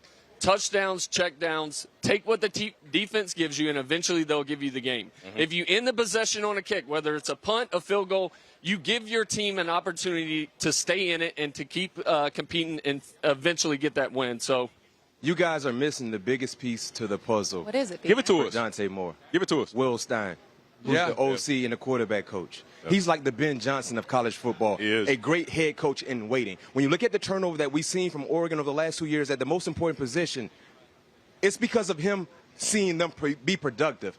Bo Nix, remember when Bo was at Auburn, you had good Bo, bad Bo, because he was inconsistent. When he got to Oregon, we saw nothing but great Bo that led to him being a future first-round draft pick. In comes Dylan Gabriel, who was already a made man in college football, but his skill set was refined because of Will Stein. Now, when you look at what the entire offense has done under Will Stein, this offense, to your point, with Dante and his skill set already in place, they're going to flourish. And I love the sleeper pick with Oregon because they play a different brand of football than most former Pac-12 teams play.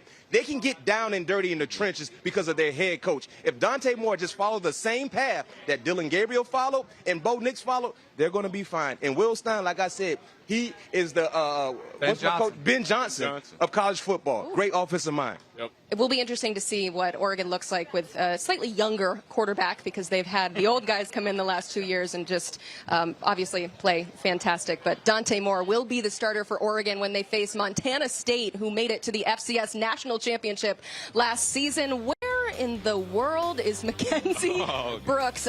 She's going out with the Seminole fans. I'm interested to see who she's talking to and what she is talking about. Stick with us here on HQ. Here we go. The 2025 CBS Sports NFL schedule is here. 18 glorious Sundays. He's got his receiver touchdown. Filled with rematches. Oh, the play of the year. And rivalries. Touchdown, Bengals. Plus, plenty of superstar showdowns. And an epic matchup between the Chiefs and Cowboys on Thanksgiving. Clear your Sundays beginning September 7th for the NFL on CBS and Paramount Plus. Tonight's the night.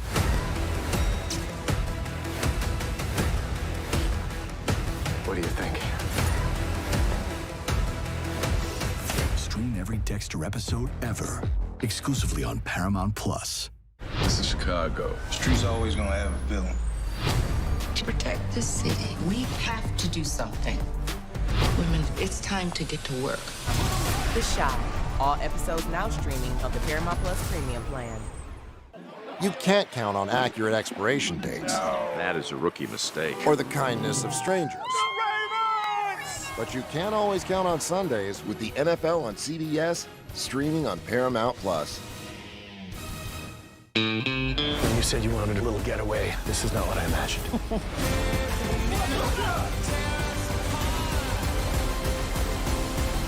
We like to make up our own rules.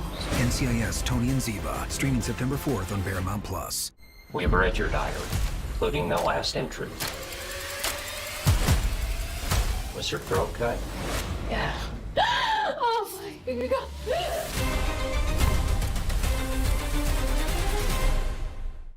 You can't count on accurate expiration dates. That is a rookie mistake. Or the kindness of strangers.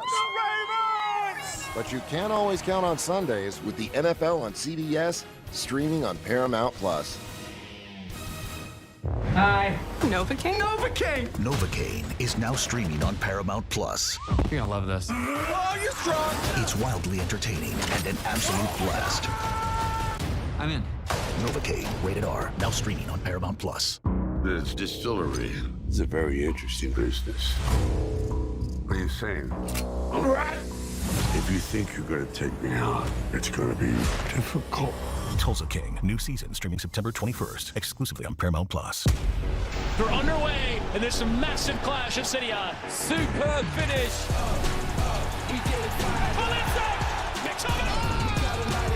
Unbelievable strike. And then surely they score that tornado. Watch Serie A all season long, streaming on Paramount Plus. And that goes a little something like this. Here we go.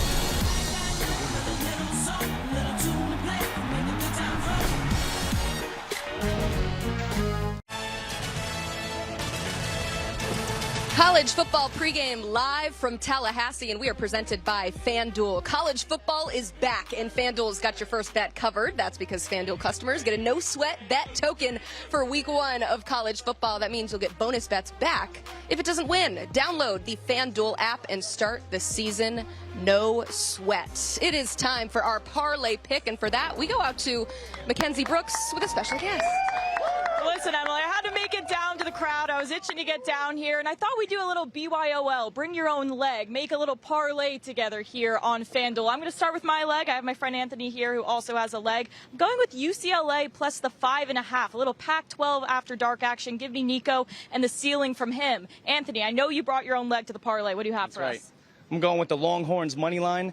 I'm from New York. That Manning blood. It's good for good games, big games, under pressure. I'm riding with Arch. Horns up, baby.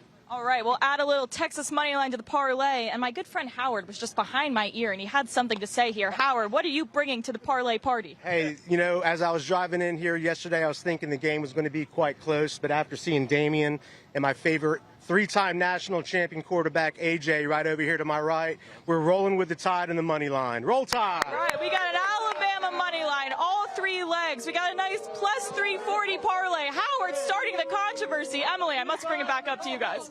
Howard and Anthony and Mackenzie, what a crew. I knew there'd be some Alabama fans out in that Florida State crowd eventually. Hey, another reminder, college football is back and FanDuel has got your first bet covered. That's because all FanDuel customers get a no-sweat bet token for week 1 of college football. That means you'll get bonus bets back if it doesn't win. You can download that FanDuel app and start the season no sweat. We got an easy QR code for you there as well. Coming up on HQ, we got a lot of quarterbacks high up in the Heisman odds, but who is going to win it? We're talking Heisman race when college football pregame continues here on HQ. Here we go. The 2025 CBS Sports NFL schedule is here. 18 glorious Sundays. He's got his receiver touchdown. Filled with rematches. Oh, the play of the year. And rivalries. Touchdown, Bengals. Plus, plenty of superstar showdowns. And an epic matchup between the Chiefs and Cowboys on Thanksgiving. Clear your Sundays beginning September 7th for the NFL on CBS and Paramount Plus. Tonight's the night.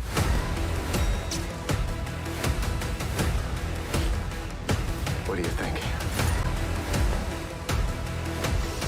Stream every Dexter episode ever, exclusively on Paramount Plus. This is Chicago. Street's always gonna have a villain. To protect the city, we have to do something. Women, it's time to get to work. The Shy. All episodes now streaming of the Paramount Plus premium plan. You can't count on accurate expiration dates. That is a rookie mistake. Or the kindness of strangers. But you can always count on Sundays with the NFL on CBS, streaming on Paramount Plus. You said you wanted a little getaway. This is not what I imagined.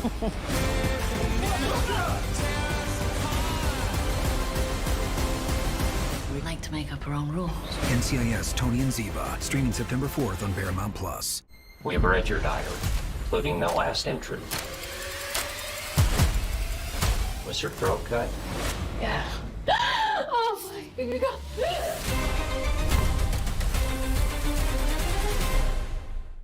You can't count on accurate expiration dates. That is a rookie mistake. Or the kindness of strangers. But you can always count on Sundays with the NFL on CBS, streaming on Paramount Plus. Hi. Novocaine? Novocaine! Novocaine is now streaming on Paramount Plus. You're gonna love this. Oh, you're strong. It's wildly entertaining and an absolute blast. I'm in.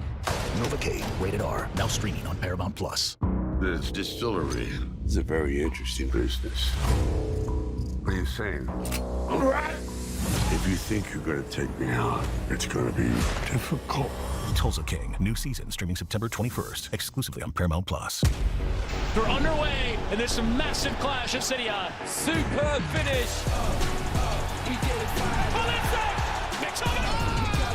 Unbelievable strike. And then surely they score that tornado. Watch Serie A all season long, streaming on Paramount Plus. And that goes a little something like this. Here we go.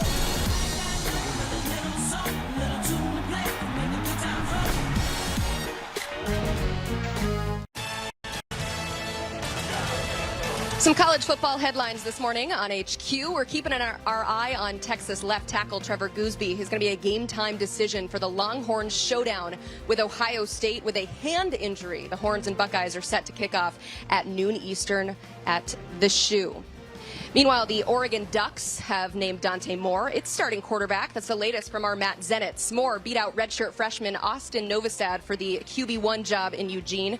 The former five-star prospect will make his first career start for the Ducks today when they host Montana State at 4 Eastern.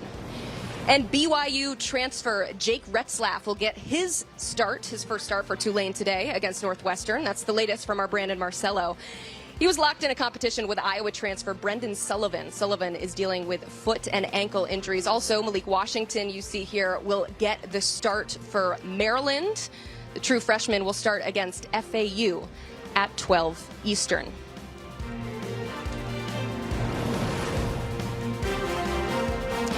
While in Stillwater, Oklahoma State quarterback Haas Haney broke his foot in Thursday's season-opening win over UT Martin. The TCU transfer is expected to miss a significant amount of time and could have surgery this weekend. The Cowboys have a big game coming up next week at number 7 Oregon, which we will have for you here on CBS Sports. A major guest from Happy Valley is joining us live, the head coach of the Penn State Nittany Lions, James Franklin, on the other side. Here we go. The 2025 CBS Sports NFL schedule is here.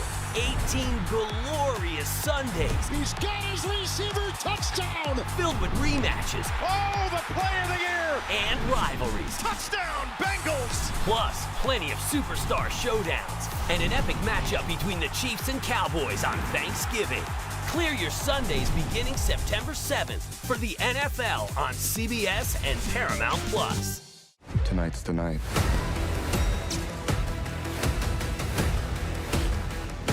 What do you think? Stream every Dexter episode ever, exclusively on Paramount Plus. This is Chicago. Streets always gonna have a villain. To protect the city, we have to do something. Women, it's time to get to work. The Shy. All episodes now streaming of the Paramount Plus Premium. You can't count on accurate expiration dates. That is a rookie mistake. Or the kindness of strangers. But you can always count on Sundays with the NFL on CBS, streaming on Paramount Plus. When you said you wanted a little getaway, this is not what I imagined.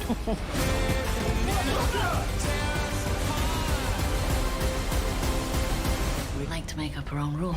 NCIS Tony and Ziva, streaming September 4th on Paramount Plus. We have read your diary, including the last entry. Was your throat cut? Yeah. Oh my God.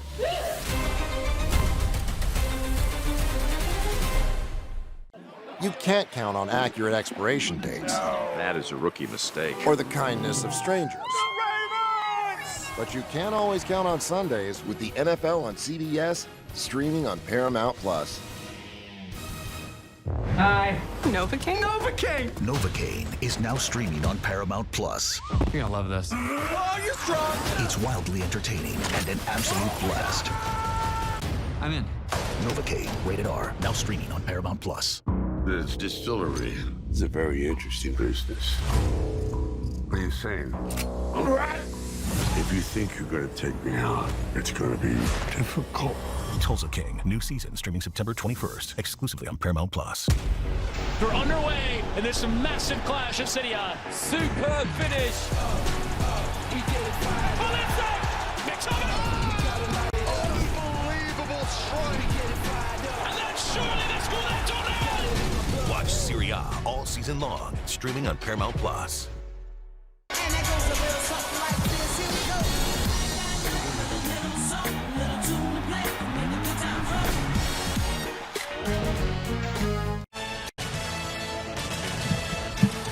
Welcome back to College Football Pregame, presented by FanDuel. And over on the network today, the Big Ten on CBS is back for another season. And it all starts in Happy Valley this afternoon for Nevada at number 2, Penn State. And we are so excited to welcome in our next guest. He is the head coach of the number 2 Penn State Nittany Lions, James Franklin. And coach, you heard me say it, that little number 2 next to your name means that expectations are so high this season. How do you manage that pressure both internally and with the rest of your team as you get ready to kick off today? Good morning, guys. Appreciate the opportunity to be on with you. Not a whole lot has changed here for us. I think obviously there's a lot more conversations going on nationally, and that's great because our guys have earned that. But in the Lash Football Building, in Happy Valley here, the expectations are always really high. We felt that last year as well. Most importantly, we got to go out and handle our business against Nevada, not take anything for granted, and play well. Coach, you guys have a fantastic quarterback in Drew Aller. He's in his second year with Andy Koltnicki in that system. Where do you want him to take that next step forward for you guys for the Nittany Lions? Yeah, I think your point is a good one. You know, as a quarterback, being able to be in the same system now for multiple years.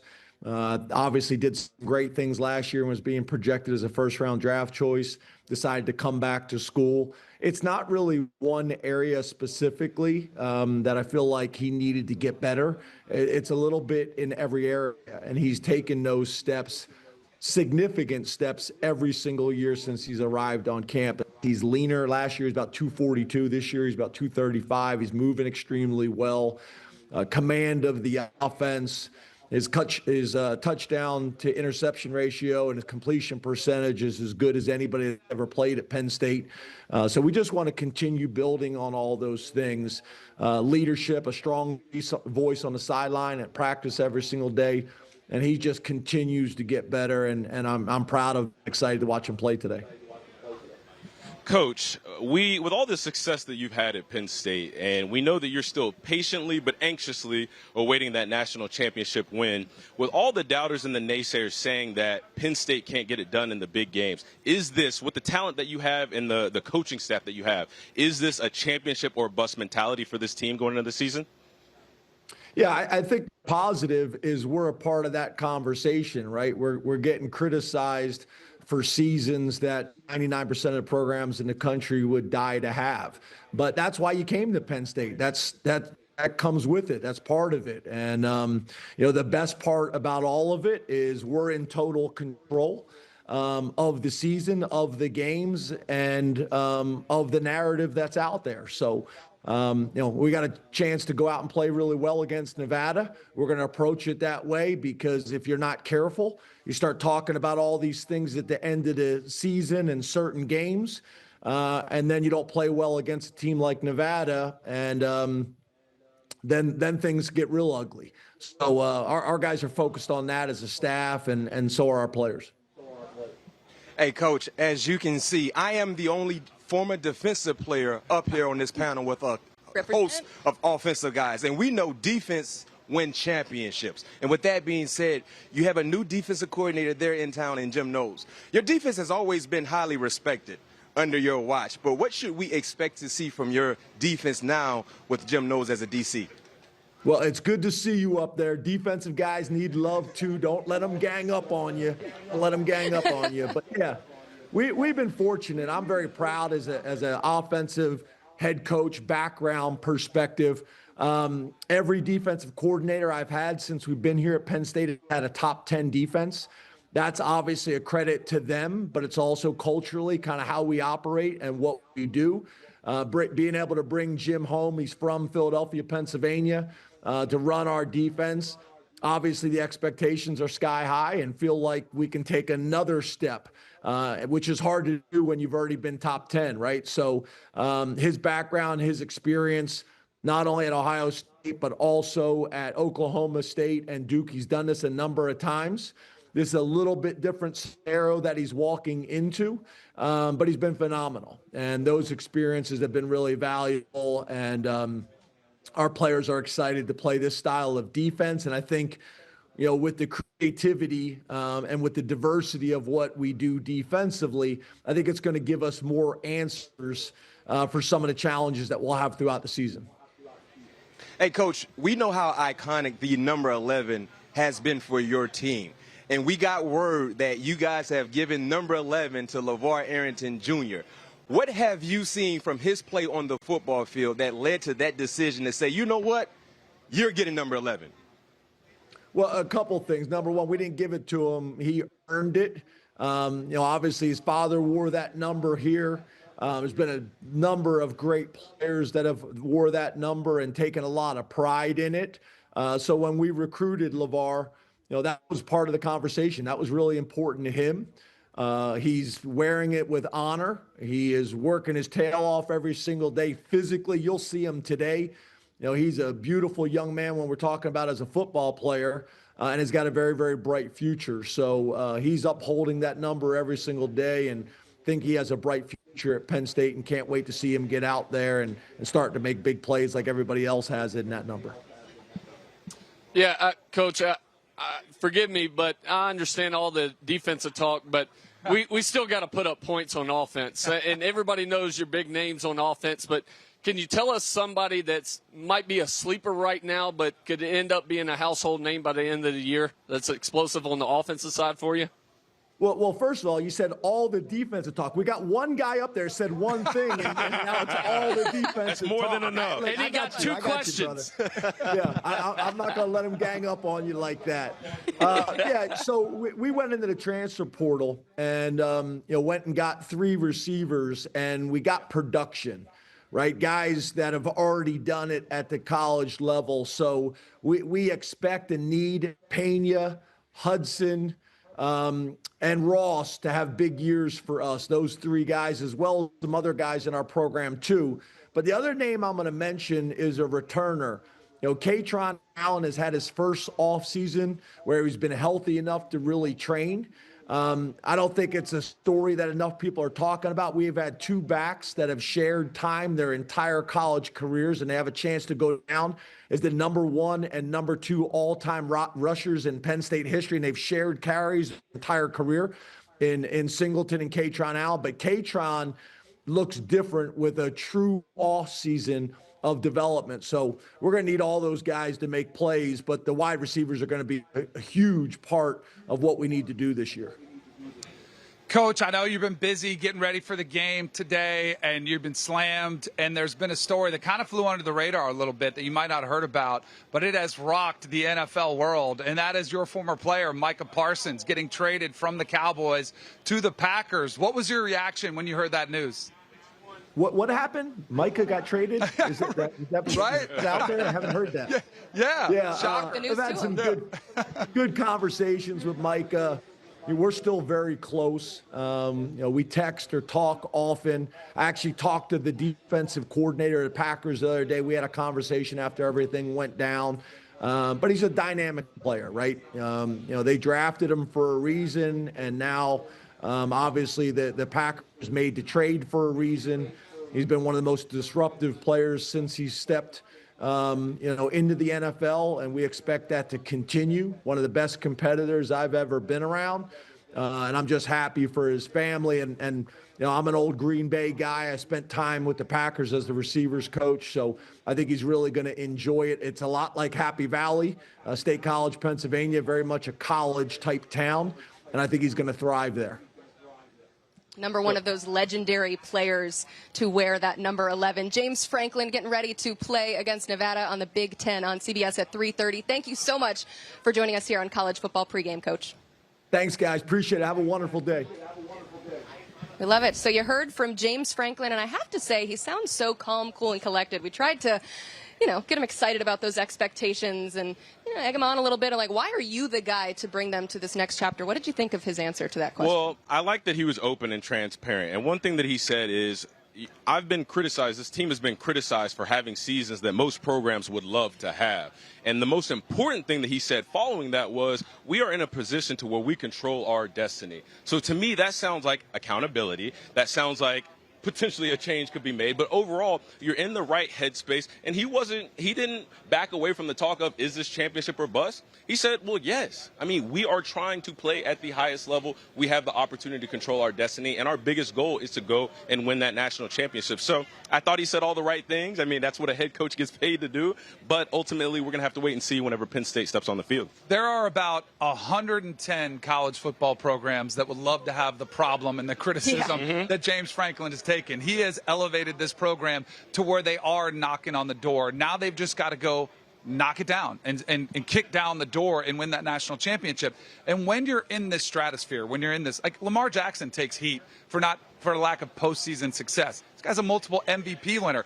Great coaches have taken criticism. We played for one. Bobby Bowden, I was here before he got his national title. People criticized him, said he couldn't win the big game. Dabo Swinney at Clemson, a long time. It was Clemsoning. Remember, they couldn't win the big one. So it's a part of the territory that they're in, but a lot of programs would love to have this problem. You guys, when I look at James Franklin and this team for 2025, it reminds me a lot of what we saw with Ryan Day in Ohio State a year ago. Because of the money they spent in the NIL landscape, the expectations were high for them. And remember, we were saying as we got ready for football a year ago, they got to win it all because of what they've done. Well, Penn State didn't spend the same amount of money, but in terms of the returners they got back, yeah, they kept. And then some of the other transfers that he alluded to, the expectations are very, very high, along with the uncertainty with some of the other teams in the division. Ryan Day delivered. So, and even though there were ebbs and flows, remember how the fans turned their back on Ryan Day when they lost to Michigan. They wanted to fire him. Yes. I was going to say, you made a great point. Because they were serious talks of him being fired at the end of the year after he lost to Michigan. Yeah. So I think this situation for Coach Franklin and Penn State, he's almost in the same boat as Coach Day last year for Ohio State. Like, this is your opportunity. You're almost in your window, like they say in the pros, where you're in your window to win it all. So you got to get it done this year, because if this year passes up and you don't get it done, I don't know if this happens again for him anytime soon. You can tell. He absolutely knows it. He knows those are the expectations, especially with the group and the guys he has coming back. This was a team that did play for a Big Ten championship last year, so they were very close last year, hoping to get there next year. You can watch, or this year, you can watch Penn State, the number 2 ranked team in the nation, on display on the Big Ten on CBS. Kickoff today at 3:30 Eastern, hosting the Wolfpack of Nevada. We are still having fun here in Tallahassee. We got a big game coming up at 3:30, Florida State and Alabama. We got a lot of Florida State alum here, but there's also Bama guys represented. We'll talk about this game coming up on HQ. Here we go. The 2025 CBS Sports NFL schedule is here. 18 glorious Sundays. He's got his receiver, touchdown! Filled with rematches. Oh, the play of the year! And rivalries. Touchdown, Bengals! Plus, plenty of superstar showdowns. And an epic matchup between the Chiefs and Cowboys on Thanksgiving. Clear your Sundays beginning September 7th for the NFL on CBS and Paramount Plus. Tonight's the night.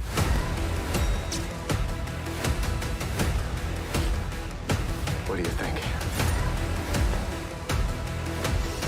Stream every Dexter episode ever, exclusively on Paramount Plus. This is Chicago. Streets always gonna have a villain. To protect the city, we have to do something. Women, it's time to get to work. The Shy. All episodes now streaming of the Paramount Plus Premium plan. You can't count on accurate expiration dates. That is a rookie mistake. Or the kindness of strangers. But you can always count on Sundays with the NFL on CBS, streaming on Paramount Plus. When you said you wanted a little getaway, this is not what I imagined.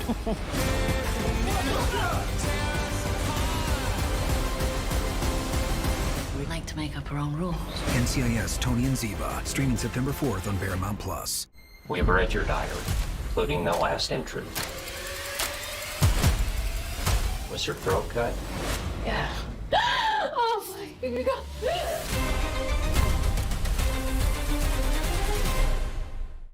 You can't count on accurate expiration dates. That is a rookie mistake. Or the kindness of strangers. But you can always count on Sundays with the NFL on CBS, streaming on Paramount Plus. Hi. Novocaine? Novocaine! Novocaine is now streaming on Paramount Plus. You're gonna love this. Oh, you're strong! It's wildly entertaining and an absolute blast. I'm in. Novocaine, rated R, now streaming on Paramount Plus. This distillery is a very interesting business. What are you saying?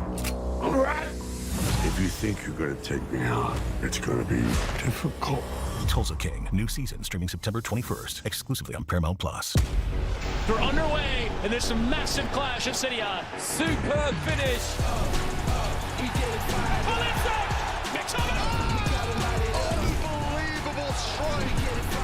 And that's surely the score that Tornado! Watch Serie A all season long, streaming on Paramount Plus. And it goes a little something like this. Here we go.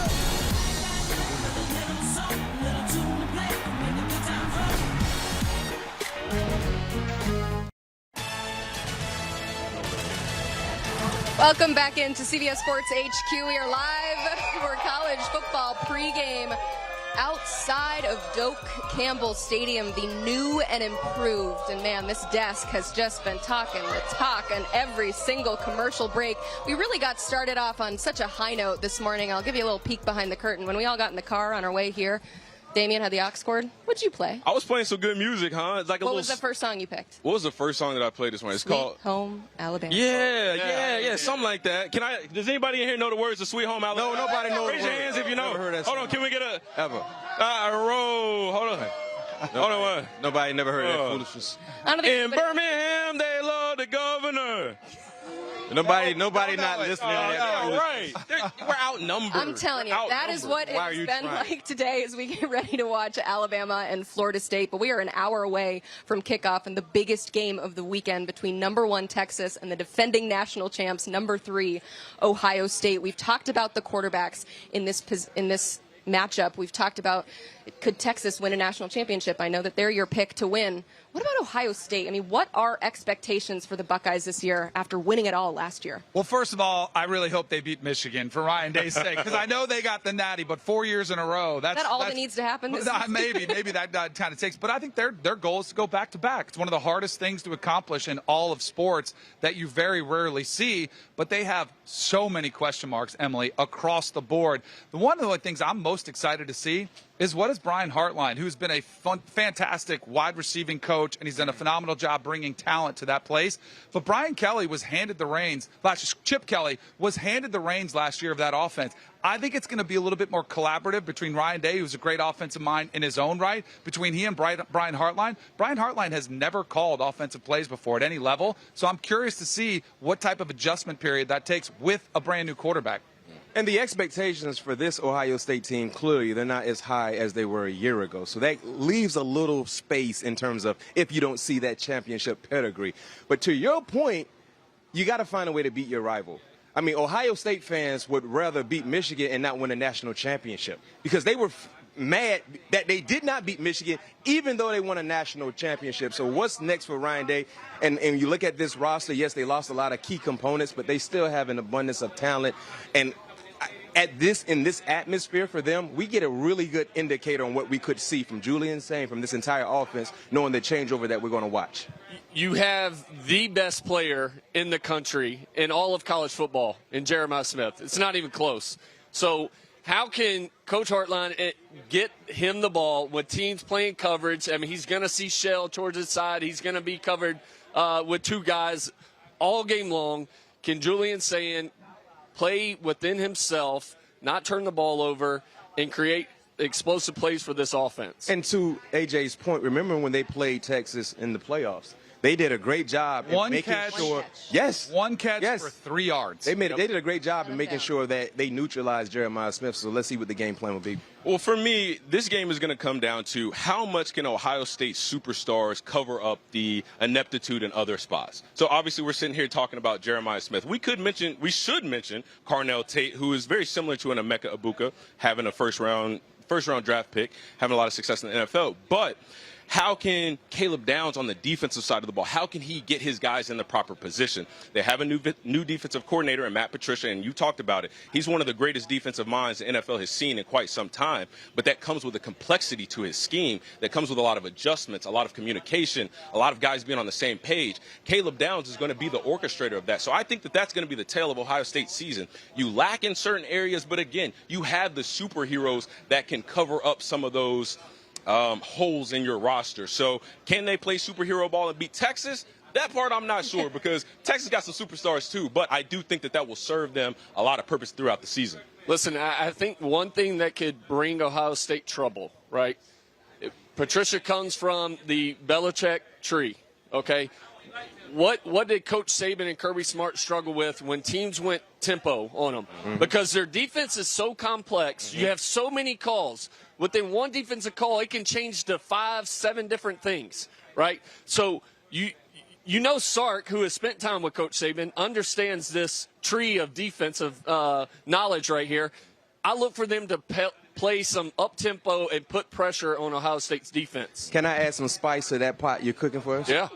What about Arch Manning becoming a +1 in the running game. Yes. For me, as a former defender, I hate playing against those type of quarterbacks, especially in this day and age in football, because we only account for 11 guys. When you have a +1 at the quarterback position, it's like having 2 players in one, a quarterback and a running back. And Arch Manning has the athleticism to be very, very impactful in the running game, either QB design runs or just improvising on the fly. You talked about the tempo could be an issue for a Matt Patricia-led defense.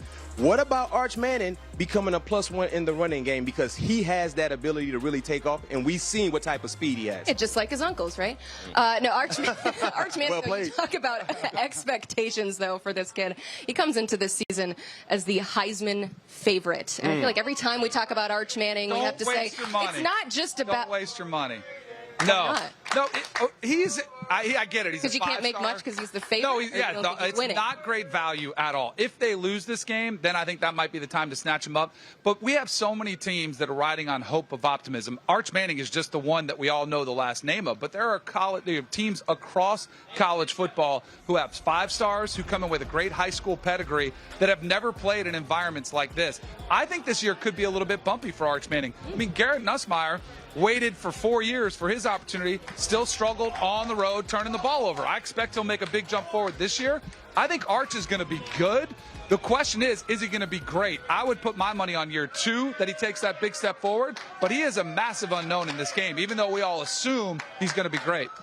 Yeah, I think it's a lot to expect Arch to win the Heisman. By the way, Somebody's that police escort is not the team. That is Osceola and Renegade right there. That's how we roll right there. Yeah. I'll give you your time. They get escorted into the stadium like 18. That's not carry on. Not a mascot. It's a tribute, like we said last night at dinner, right? Right, it is. Yeah. Y'all done knocked me all off my train of thought. Arch Manning. Arch Manning, yes. Again, Heisman. Arch Manning, I think it's a lot to expect him to get there this year. And then again, when we talk about the best player in college football, we already know who it is. It's Jeremiah Smith.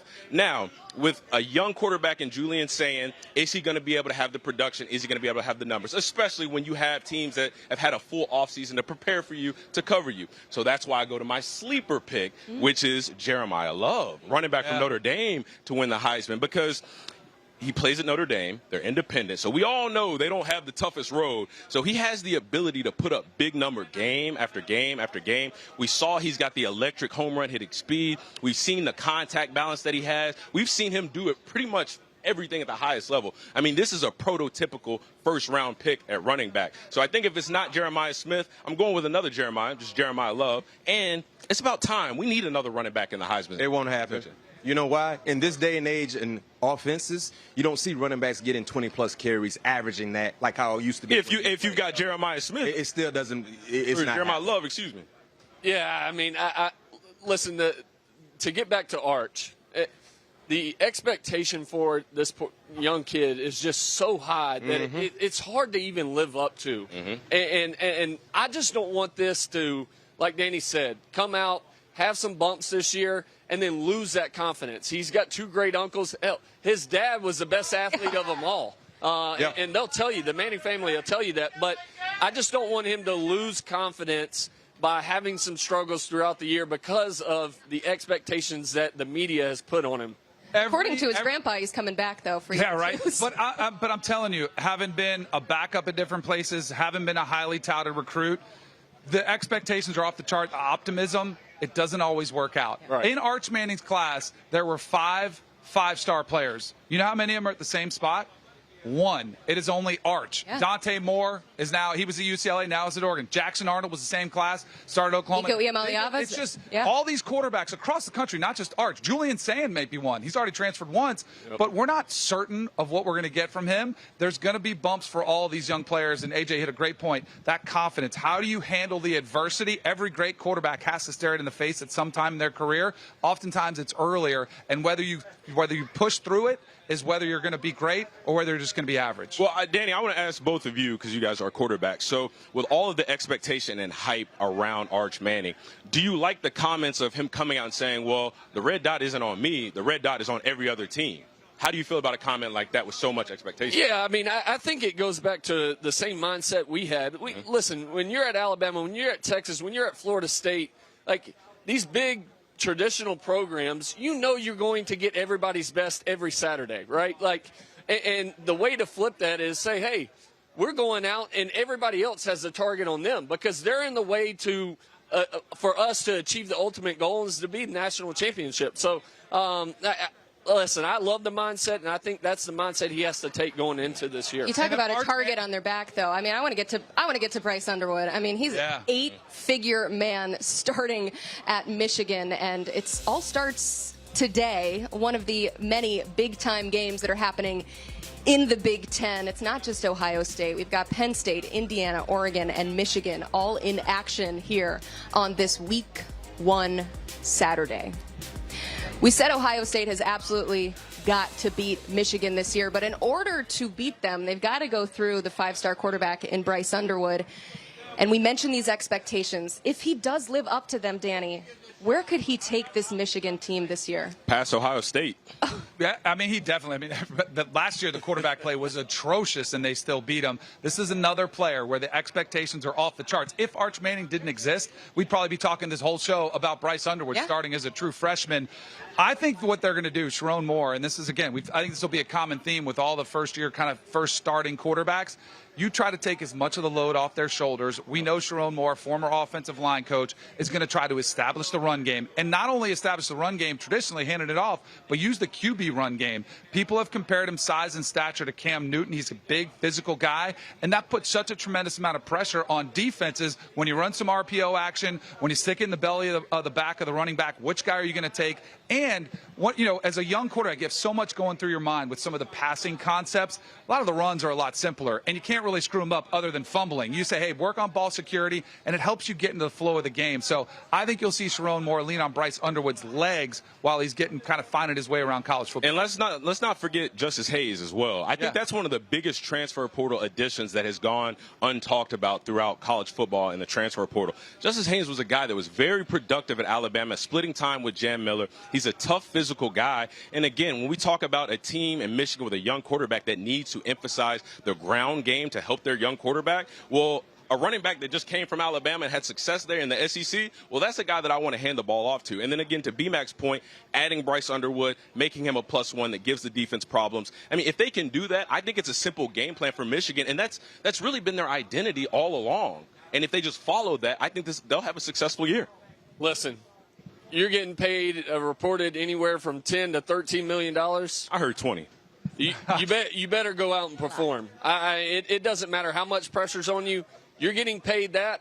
I mean, it's almost the Jamarcus Russell effect when it came to the pros, right? And it's why it changed the whole, hey, we're not going to pay rookies this amount. You're paying a freshman quarterback that much money, you better go out and perform. I don't care how high the expectations. Because if you don't, just real quick, B-Mac, when fans are aware of that number, your own fans will start getting frustrated. Like, hey, we're paying him all this money. He's supposed to be great. He throws an interception or two. They're thinking, man, we wasted all that good money. So huge how he handles that pressure. 100%. There's pressure because of the money he's receiving. But on the football field, I don't think there's any pressure for Bryce at all. And here's why. They average 129 yards through the air a year ago.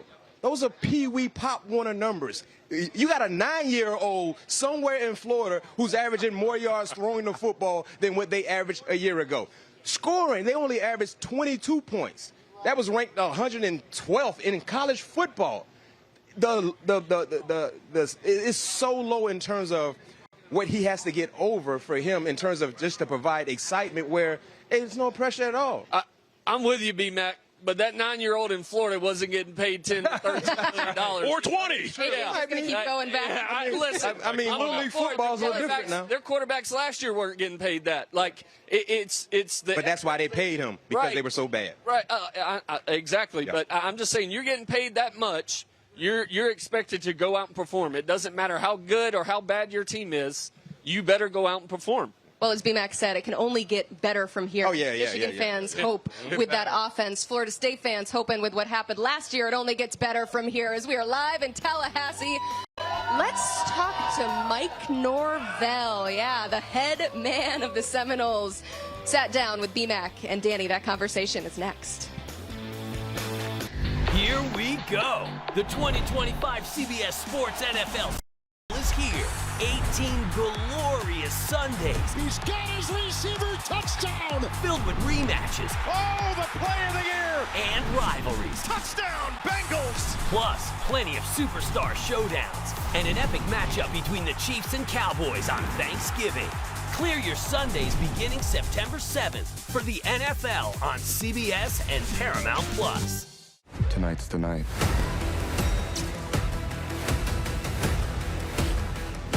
What do you think? Stream every Dexter episode ever, exclusively on Paramount Plus. This is Chicago. Streets always gonna have a villain. To protect this city, we have to do something. Women, it's time to get to work. The Shy. All episodes now streaming of the Paramount Plus Premium plan. You can't count on accurate expiration dates. That is a rookie mistake. Or the kindness of strangers. But you can always count on Sundays with the NFL on CBS, streaming on Paramount Plus. When you said you wanted a little getaway, this is not what I imagined.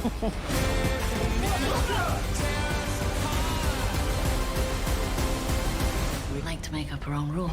NCIS Tony and Ziva, streaming September 4th on Paramount Plus. We've read your diary, including the last entry. Was your throat cut? Yeah. Oh my God.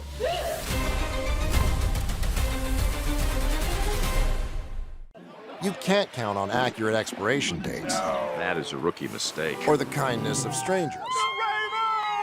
But you can always count on Sundays with the NFL on CBS, streaming on Paramount Plus. Hi. Novocaine? Novocaine! Novocaine is now streaming on Paramount Plus. You're gonna love this. Oh, you're strong. It's wildly entertaining and an absolute blast. I'm in. Novocaine, rated R, now streaming on Paramount Plus. This distillery is a very interesting business. What are you saying? If you think you're gonna take me out, it's gonna be difficult. Tulsa King, new season streaming September 21st, exclusively on Paramount Plus. They're underway, and there's some massive clash at City Eye. Superb finish. Oh, that's it! It's over! Unbelievable strike. And then surely they score that touchdown! Watch Serie A all season long, streaming on Paramount Plus. And that goes a little something like this. Here we go.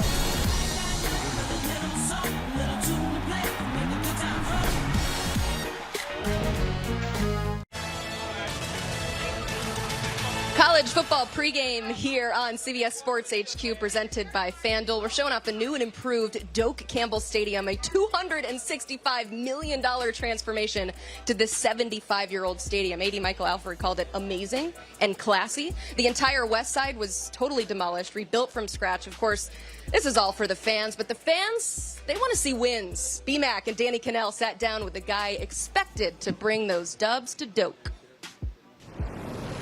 All right, Coach. Thanks so much for the time. Appreciate it. I want to start off with something B-Mac and I just saw for the first time, and that's the stadium renovations. We just got done. Our jaws hit the floor when we saw what's going on.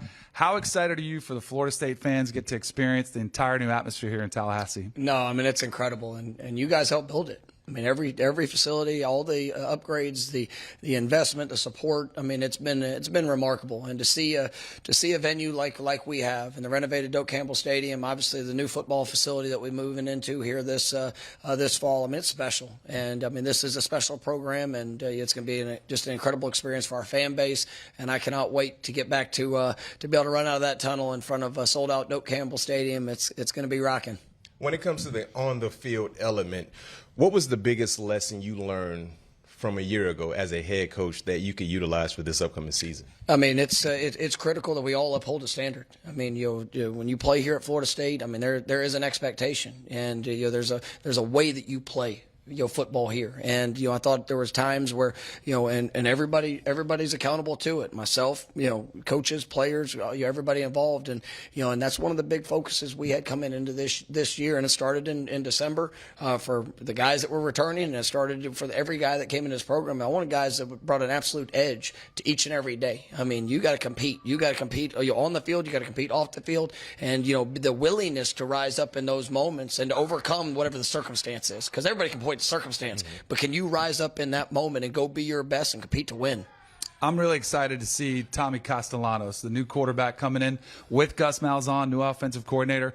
What type of wrinkles should we expect from the Florida State offense to try to take advantage of this defense of Alabama, which is pretty nasty? Yeah, I mean, you got to keep them off balance. And, ultimately, we're going to attack. I mean, we've got, Gus is one of the most innovative, offensive minds in the country. I think Tommy's done a great job of being able to come in and take full reign of the things that we're asking him to do. He's got a talented group around him, but, it starts, with the mentality, and we got to go attack. And that doesn't mean, just, any type of special play, but it means, just the mindset of being able to push the ball down the field. All right. When you get the ball in your hands, we got to make sure that we're pushing forward against a very, very talented Alabama defense. What is something that you've learned about Tommy, your new QB1, that you did not know before Tommy joining the team?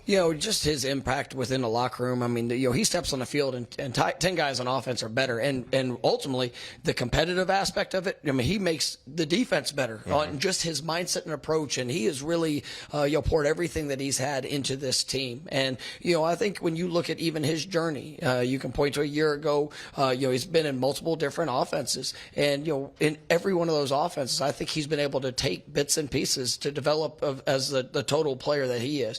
What he is as a passer, obviously been able to utilize his athletic ability as a runner, but really his command and having those guys on the field, the confidence they have in him and the trust that he's been able to build through this last 8-9 months has really been remarkable. He's got a ton of confidence, no doubt. I mean, I don't know about you, B-Mac, but Coach Bowden used to always preach, don't give anybody any bulletin board material.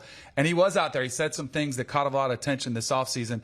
What was the message to him after that? He's really kind of backed down and said, hey, I want our team to feel that confidence. What was kind of your reaction when he had those comments about Alabama? Well, obviously we want to show respect to all people that we compete against. And, but at the end of the day, confidence comes through work. And I've watched them work. I watched this football team work. I've watched them work and compete, throughout this offseason. And, got to go be it. And at the end of the day, I've got a lot of confidence in the guys that I get to coach, and the opportunity that's in front of us. But words only go so far. We're going to get an opportunity to step on that field at 3:45. Here, and it's going to be an exciting time, and really looking forward to seeing our guys compete. Now you talked about the Gus bus, as I like to call Coach Gus Malzahn, in the offense, but we all know defense win championships. All right, defense win championships. You have a new defensive coordinator in Tony White.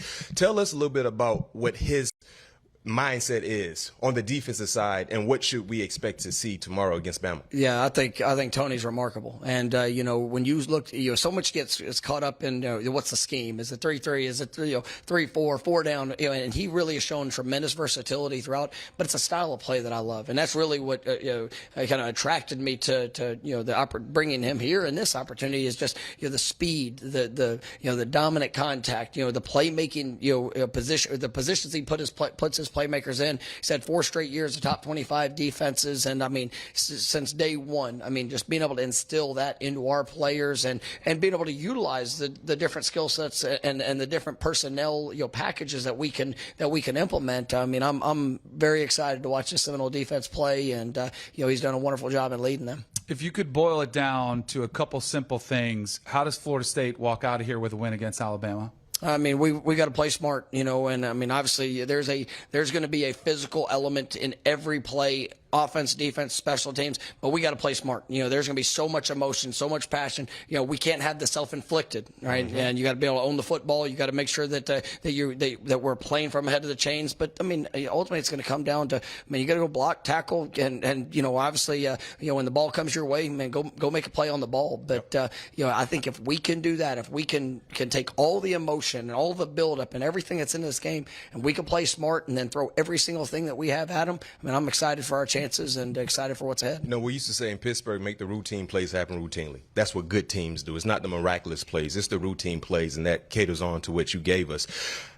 I feel like, of course, you're excited about Tommy, but is there another player, Coach, that you're excited to see on the football field tomorrow? Well, I mean, you don't have to put a spotlight on someone that kind of gets extra attention, but is there a guy that you're fired up to see? You know, I really think that we got a couple of receivers that I think are dynamic. And, Deuce Robinson, he's 6'6", he's 230 pounds, can really run. A guy that can do so many things across the board. And Squirrel White, I mean, I think he's one of the fastest players in the country. And he had a game a couple of years ago in Tuscaloosa where his 10 catches for over 100 yards. So these guys have been in these games, and now they've been able to forge their role and an opportunity here. Defensively, I think your Earl Little is a guy that really stands out. Him and Darrell Jackson, I think they have taken such a command and such a control within this defense, and you're expecting big things from them, and excited to see them play. There's always so much turnover across the sport now with the transfer portal, player movement. Another year, you guys have a lot of new faces out there. How does this team differently, maybe that you already know character-wise, mentality-wise, that's different in the past few years you've been here? Well, I mean, we've seen it done at a very high level. You look at 22, 23 seasons where guys were able to come in, well, they were here for 1 year, for a couple of years, but they bought all into Florida State. The standard, the expectation, the relationships, and guys that were tremendous leaders. And that's what I think I've seen, or I know I've seen with this group. I mean, they've come in and even through the process of recruitment and guys deciding whether it was high schools, we're going to have even the true freshmen, they're going to come in and have an opportunity to impact our team here tomorrow. I'm fired up about them, but it was still that mindset and approach to what was going to be required of them. And I wasn't looking just for somebody to come in and just sport a jersey for a year or whatever that time might be. I want somebody who's going to pour their heart into this program. They're going to be willing to give everything that they have to put us in a position to represent it the way it's supposed to be done. You talked about that 2023 team that was undefeated. Clearly, there were leadership up and down that roster in terms of leadership roles. Who has really defined themselves as potential leaders for this upcoming season? Yeah, I think Tommy has done a remarkable job. Roydell Williams, really great job. Up front, Luke Pettibone is a guy that transferred in from Wake Forest, and I mean he has been remarkable. I think he's got a chance to be one of the top centers in the country. Really a special player defensively. Justin Cryer, I mentioned Darrell and Earl. I think both done a great job, but Justin Cryer there at linebacker position, and a guy that you're going to enjoy watching is Jerry Wilson.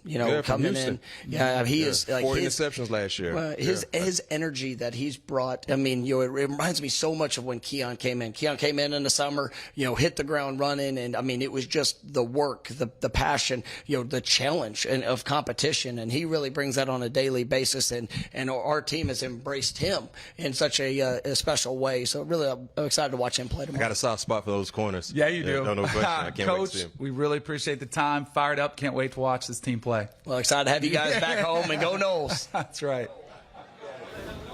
Love that we assigned our two most unbiased interviews to sit down with the head coach. We are rocking here in Tallahassee. I think I see a DJ setting up. The fans are ready for this one. And hey, Mackenzie Brooks hits us with her parlay for week 1 next.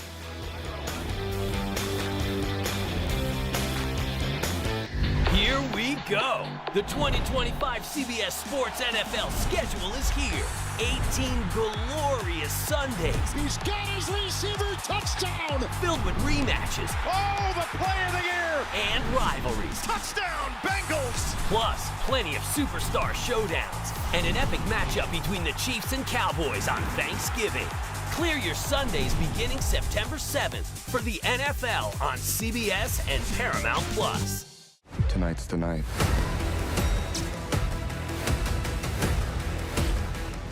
What do you think? Stream every Dexter episode ever, exclusively on Paramount Plus. This is Chicago. Streets always gonna have a villain. To protect the city, we have to do something. Women, it's time to get to work. The Shot. All episodes now streaming of the Paramount Plus Premium plan.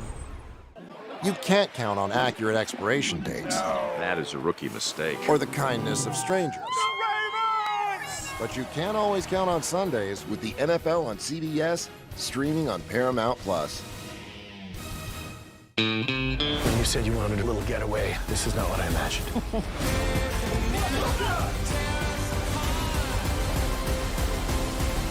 We like to make up our own rules. NCIS Tony and Ziva, streaming September 4th on Paramount Plus. We've read your diary, including the last entry. Was your throat cut? Yeah. Oh my God.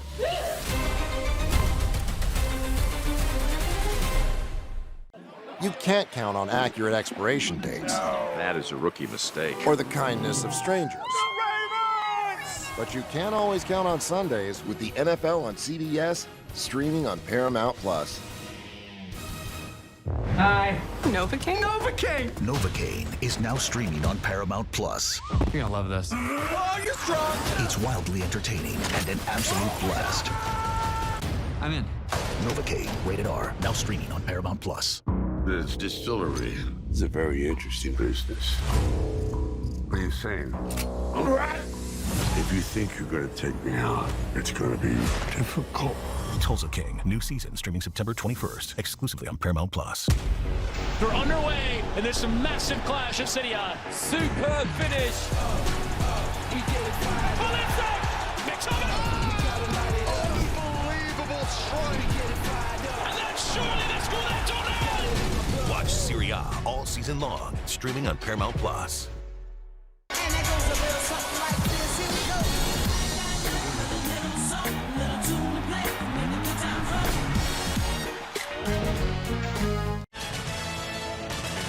We are back. College football pregame live from Tallahassee, and we are presented by FanDuel. College football is back, and FanDuel's got your first bet covered.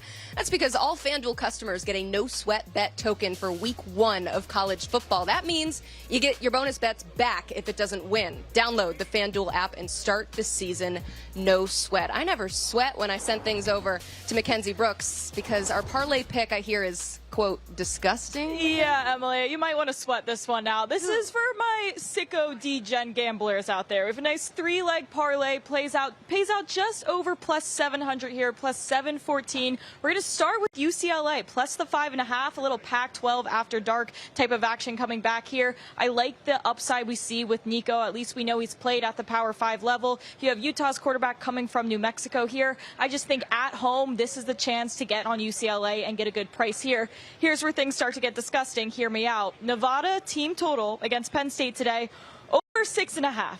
I'm looking for a garbage time touchdown in the fourth quarter, okay? Sue me for a couple field goals either. I'll take either of those. You can actually find this at 5.5 if you want. 6.5 for that plus 108 price here. So we're going to take that in the fourth quarter, and then we will take the UMass money line at home against Temple here. Objectively, 2 of the worst teams in the Sportsline Model Power Rankings, but 1 is at home. And they have kind of some momentum after almost being Liberty last year, and they only lost by 21 to Georgia and ran for more yards than Clemson did. I will leave that for what that is, but 3 legs to get you started on week 1 here. We'll just plug our noses and place that bet because we don't care if it's disgusting if it wins. Mackenzie Brooks, thank you so much. Once again, college football is back and FanDuel's got your first bet covered. That's because all FanDuel customers get a no-sweat bet token for week 1 of college football. That means you'll get bonus bets back if it doesn't win. So you download the FanDuel app, scan that QR code, start the season no sweat. I keep saying no sweat. Hear you guys. There's a lot of sweat happening in Tallahassee. He's trying to cover up the fact that it's quiet out here. He's trying to cover up the fact it's been quiet out here. It's been quiet. They haven't woke up yet. It was a long night, Friday night. Here we go. The 2025 CBS Sports NFL schedule is here. 18 glorious Sundays. He's got his receiver touchdown. Filled with rematches. Oh, the play of the year. And rivalries. Touchdown, Bengals. Plus, plenty of superstar showdowns. And an epic matchup between the Chiefs and Cowboys on Thanksgiving. Clear your Sundays beginning September 7th for the NFL on CBS and Paramount Plus. Tonight's the night.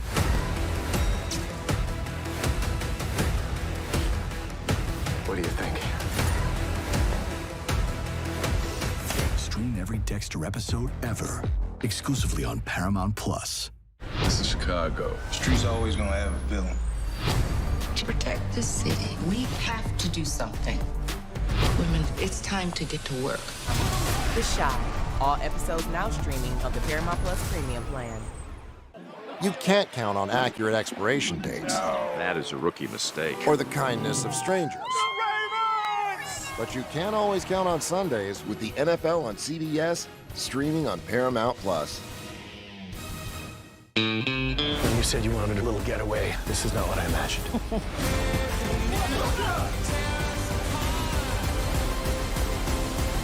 We like to make up our own rules. NCIS Tony and Ziva, streaming September 4th on Paramount Plus. We've read your diary, including the last entry.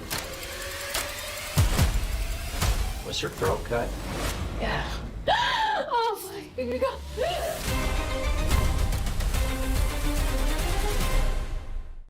You can't count on accurate expiration dates. That is a rookie mistake. Or the kindness of strangers.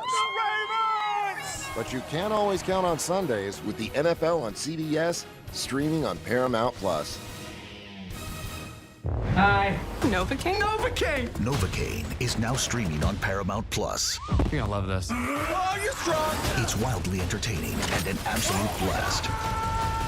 I'm in. Novocaine, rated R, now streaming on Paramount Plus. This distillery is a very interesting business. What are you saying? If you think you're gonna take me out, it's gonna be difficult. Tulsa King, new season streaming September 21st, exclusively on Paramount Plus. They're underway, and there's a massive clash at City. Superb finish. Oh, that's it! Mix of it! Unbelievable strike. And then surely they score that tornado! Watch Serie A all season long, streaming on Paramount Plus. And that goes a little something like this. Here we go.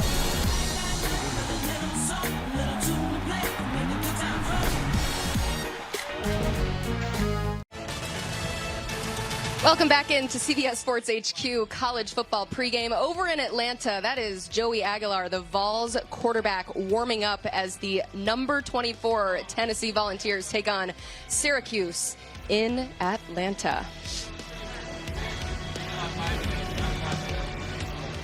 It's not the only big game happening in Atlanta this weekend. On Sunday, we got the Beamer Bowl between Virginia Tech and South Carolina. And when we talk about this Gamecock team, we got to start with Lenora Sellers, because he is a guy that has just shot up draft boards, shot up Heisman odds, 17-1 right now when it comes to that quarterback. Speaking of quarterback, I have so many options at that position, but let's start here with you, AJ. What can we expect from him at that position? Yeah, I mean, for me, I want to see him progress as a passer and not have so much load on him in the run game. Listen, he missed some time last year because they were running him so much. Listen, Cam Newton's one of the biggest humans I've ever seen play the quarterback position, and his body couldn't even hold up to it. So I want to see them progress in the passing game, take some load off of him from the run game standpoint. But listen, I got South Carolina on upset alert this weekend. So I spent some time down in Orange Beach, Alabama with Coach Brent Pry from Virginia Tech. He's got a condo down there. And I asked him, I said, Coach, how confident are you in your team this year? And he said, I think we're going to shock a lot of people. I really like our team. So look for an upset this weekend. I don't know if I would look for an upset, but here's what I will say, because obviously we're having a conversation that is surrounding Lenora Sellers. South Carolina is my sleeper team in the SEC, and I'll tell you why. It's not just Lenora Sellers, but it's also Dylan Stewart on the other side of the ball. South Carolina has potential to have the best player on offense and defense in the entire SEC. Think about that. And again, we talked about this with Ohio State. Are your superstars going to be able to cover up some of the ineptitude at other positions? But again, when you're talking about the two most talented players in the SEC at quarterback and at edge rusher, which is the second most important position because they affect the quarterback, South Carolina's got a chance. They're going to be in games that on paper they probably shouldn't be in just because they've got those two guys. When you look at Lenoris, which Lenoris will we see the entirety of this season? Will it be Lenoris from a year ago against LSU or Clemson, where he really made big-time plays and he made routine plays happen? Or will we see the inconsistencies that we've seen throughout his time there at South Carolina? Now is the time. Emily, you talked about Lenoris just shooting up draft charts. It's because of the potential that they've seen in his game in flashes. But he has to make routine plays happen routinely. That's the issue that I have with Lenoris. A simple out route Routine play, it doesn't happen routinely. That's what makes the really good quarterbacks really, really good. They do the simple things consistently. And one thing that could help Lenore Sellers out, Razul Faison just got cleared by the NCAA. He is a pro. I don't know exactly the volume that he will receive in terms of opportunities because he just got cleared. But when you talk about what he could do to the backfield in terms of balance, that actually helps the passing game out with Lenore's. So that game is on Sunday afternoon. Sunday night, we've got Miami and Notre Dame in a massive top 10 showdown with all the expectations.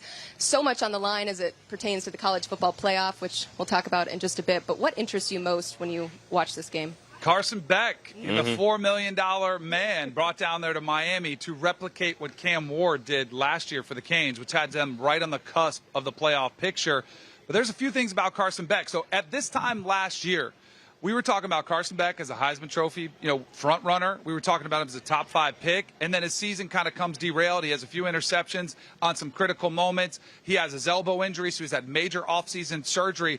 But from everybody I've talked to coming out of the Miami camp, health-wise, he is 100%. He said he's ripping the ball at practice, but they have to replace 5 of their leading targets from last year at Miami. But I'm also curious from the intangible aspect. Talking to these guys from Georgia, Georgia could have kept Carson Beck if they wanted to. They can spend with anybody. They said, sure, $4 million, we'll bring you back. But they didn't. And they went with Gunnar Stockton, who you could arguably is less talented, but he brought a leadership aspect that I feel like Carson Beck was lacking at Georgia.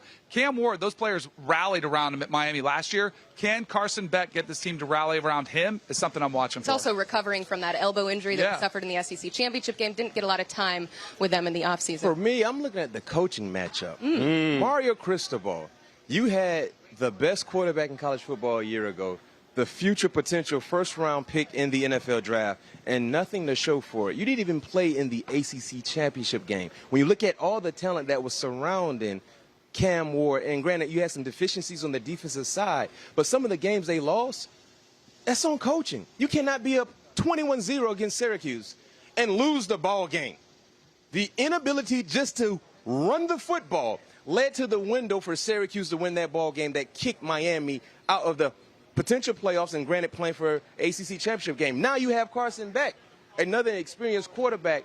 Are you going to make good on these investments? Because that investment worked out well for Cam Ward, but in terms of the football program, not playing in the ACC championship game where SMU got in and Clemson did with 4 losses, 3 losses at the time, is unacceptable. Well, it doesn't matter that this is week 1. There are still college football playoff implications galore. So for that, let's head to our Sportsline expert, Mackenzie Brooks. Notre Dame has the most impactful game this weekend. They could potentially swing 50% with their playoff implications here. They'd go all the way up to 78% with a win here, but down to 28% with a loss. The reason being, they can only compete for at-large bids here. They can only compete for 8 spots. At least Miami could go on to win an ACC conference title and secured their spot that way. With Notre Dame, they have to be a 10-2 team. They have no other option. A 10-2 Miami at-large bid would prove stronger than Notre Dame's because of their strength of schedule. This is one of very few quote-unquote tough games for this Notre Dame team. Being 10-2 is absolutely crucial for them. Losing this game gives them only a 28% chance to become that 10-2 this season. You do not want to lose in week 1, and definitely do not want to lose as it pertains to the college football playoff. Who gets in from these two teams? I'd go Notre Dame, and I think it's a trench issue for Miami. Listen, you go out and you get Carson Beck, but one thing that I've really been disappointed with Miami, especially Mario Cristobal being the head coach, is the poor offensive line play. Listen, all the plays that Cam Ward made last year, they were off schedule. He had to use his escapability to make some of those big-time plays. Now you've got Carson Beck in, who had the injury. He didn't get to spend a full offseason with the team. I just don't know if they can hold up and protect, whereas Notre Dame, you've got a Heisman Trophy contender. You're good in the trenches. We know Marcus Freeman is a big game coach, so I expect Notre Dame to come out swinging, and I expect them to ultimately make the college football playoffs again. All right, let's go ahead and hit a break, because on the other side, we are making some game picks, putting our money where our mouth is, and it's a massive game up in the shoe for Arch Manning, that young man making his season debut as the starter. We've got game picks next. Do not go anywhere on CBS Sports HQ.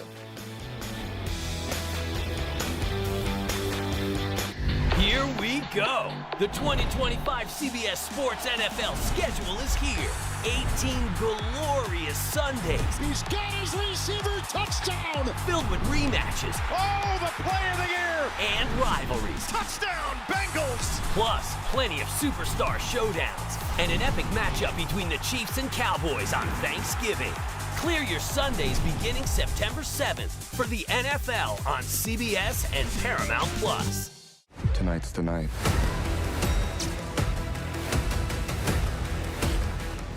What do you think? Stream every Dexter episode ever, exclusively on Paramount Plus. This is Chicago. Streets always gonna have a villain. To protect this city, we have to do something. Women, it's time to get to work. The Shy. All episodes now streaming of the Paramount Plus Premium plan. You can't count on accurate expiration dates. That is a rookie mistake. Or the kindness of strangers. But you can always count on Sundays with the NFL on CBS, streaming on Paramount Plus. When you said you wanted a little getaway, this is not what I imagined.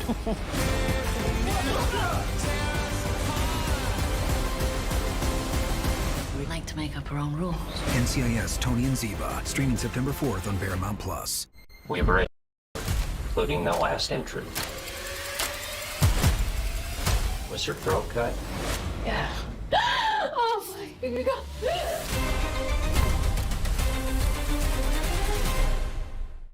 You can't count on accurate expiration dates. That is a rookie mistake. Or the kindness of strangers. But you can always count on Sundays with the NFL on CBS, streaming on Paramount Plus. Hi. Novocaine? Novocaine. Novocaine is now streaming on Paramount Plus. You're gonna love this. Oh, you're strong. It's wildly entertaining and an absolute blast. I'm in. Novocaine, rated R, now streaming on Paramount Plus. This distillery is a very interesting business. Insane. If you think you're gonna take me out, it's gonna be difficult. Tulsa King, new season streaming September 21st, exclusively on Paramount Plus.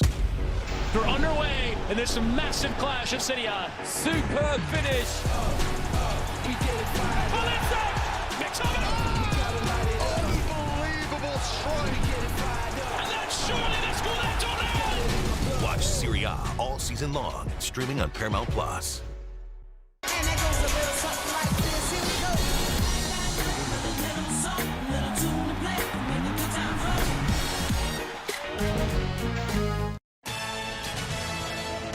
College football pregame is back live from Tallahassee. It is time to make some game picks. The fans are ready for it. I think they're ready for this game too, but we are ready for the game happening in 10 minutes. Ohio State hosting Texas. Damian, who wins this game? I like Texas. I like Arch Manning. I think that, again, with those three All-Americans on defense at all three levels, I think you can limit this Ohio State offense. I think Arch Manning will do just enough to make this offense go. I think they get a win today. I'm with D. I like Texas all day. I think the continuity between Sark and Arch is going to be too much for Ohio State to handle. I'm taking Ohio State. I'm taking the home team. I think that environment will help in terms of momentum and production. And I really believe Matt Patricia will have a game plan in place in terms of putting pressure on Arch Manning and making things a little uncomfortable for him. I usually try to go with the best player on the field. I know he was quiet last year in the playoff game. Jeremiah Smith, 1 catch for 3 yards. I think he's been thinking about that all offseason. I think he's the big playmaker today in a low-scoring game. Give me the Buckeyes. Also cut out Wendy's this offseason to get ready to go for this season. That's a big commitment. It's going to be even scarier. We got another top 10 game with LSU and Clemson. I have to say it one more time. LSU has not won an opener in 5 straight seasons. Will it happen today? It won't. It will not, because Cade Klubnik, I think, is the best quarterback in college football. I think the camaraderie that he has with Dabo Swinney, what they're doing there, the defensive line is obviously going to present a problem. And, again, we see Garrett Nussmeier, when he gets pressure, when he feels like he's got to play hero ball, he gives the ball to the other team. I expect that to happen today. I'm going Clemson. LSU Tigers. That's who I'm going with. I think the work they did in the portal this offseason, Garrett Nussmeier, in my eyes, the best quarterback in the country. I look for LSU to have an upset today. I'm taking Clemson. I think playing at home at night there, could be very, very difficult. It will be difficult, not to mention the defensive front that Clemson has. You talked about Garrett Nussmeier. I respect him. He's an NFL pro, but he's playing against a bunch of pros, and they're going to hunt tonight. Garrett Nussmeier last year had negative 36 rushing yards. He is a pocket passer if there ever was one. I know they want him to use his legs, but you have to wonder, he's got that knee injury that's kind of been lingering. How healthy is he? Playing behind a revamped offensive line, I think he'd be running for his life a lot of the day. So I'm going to go ahead and back the Clemson Tigers. There we go. Got to be specific with the Tigers, Death Valley. And our third top 10 matchup of the weekend, you got to wait till Sunday for this one. Maybe an old school Catholics versus convicts when you've got Notre Dame, Miami. No chance anybody who was on the team was alive for when that was happening. But who wins this one? I like Notre Dame. Again, I'll say it again. Marcus Freeman is a big game coach. He knows how to get his team ready for these type of games, these type of matchups. You've got one of the best running backs in the country. I just think this Notre Dame team, they're too good in the big moments against teams that we sit here and like, okay, well, can they actually beat this team? Because they play their own independent schedule. Can they actually beat this team? Well, then Marcus Freeman has his team ready to show up, ready to play. I like Notre Dame today. Give me Coach Mario Cristobal and Carson Beck, the Miami Hurricanes. Carson Beck coming off an injury from last year. He's not only going to find his Lambo that was stolen, he's going to find his game again, and they're going to win this one. That Lambo is gone, and this game is gone. I'm taking Notre Dame. I'm taking Notre Dame. Notre Dame, Notre Dame. The Lambo is gone. I trust Marcus Freeman way more than I trust Mario Cristobal. And one thing we know about Mario Cristobal, he will not take a knee. No, he will not. Carson Beck, stay off Snapchat. Keep those DMs private. You know they can screen grab those. I think this is Notre Dame all the way. I went with the best player on the field at Ohio State. I think Jeremiah Love, one of your Heisman picks, I think he has a big day. They're going to feed him early and often to take some of that load off C.J. Carr. Lower scoring game, but Notre Dame gets it done. And on Monday, we've got TCU and North Carolina. It's Bill Belichick's college coaching debut.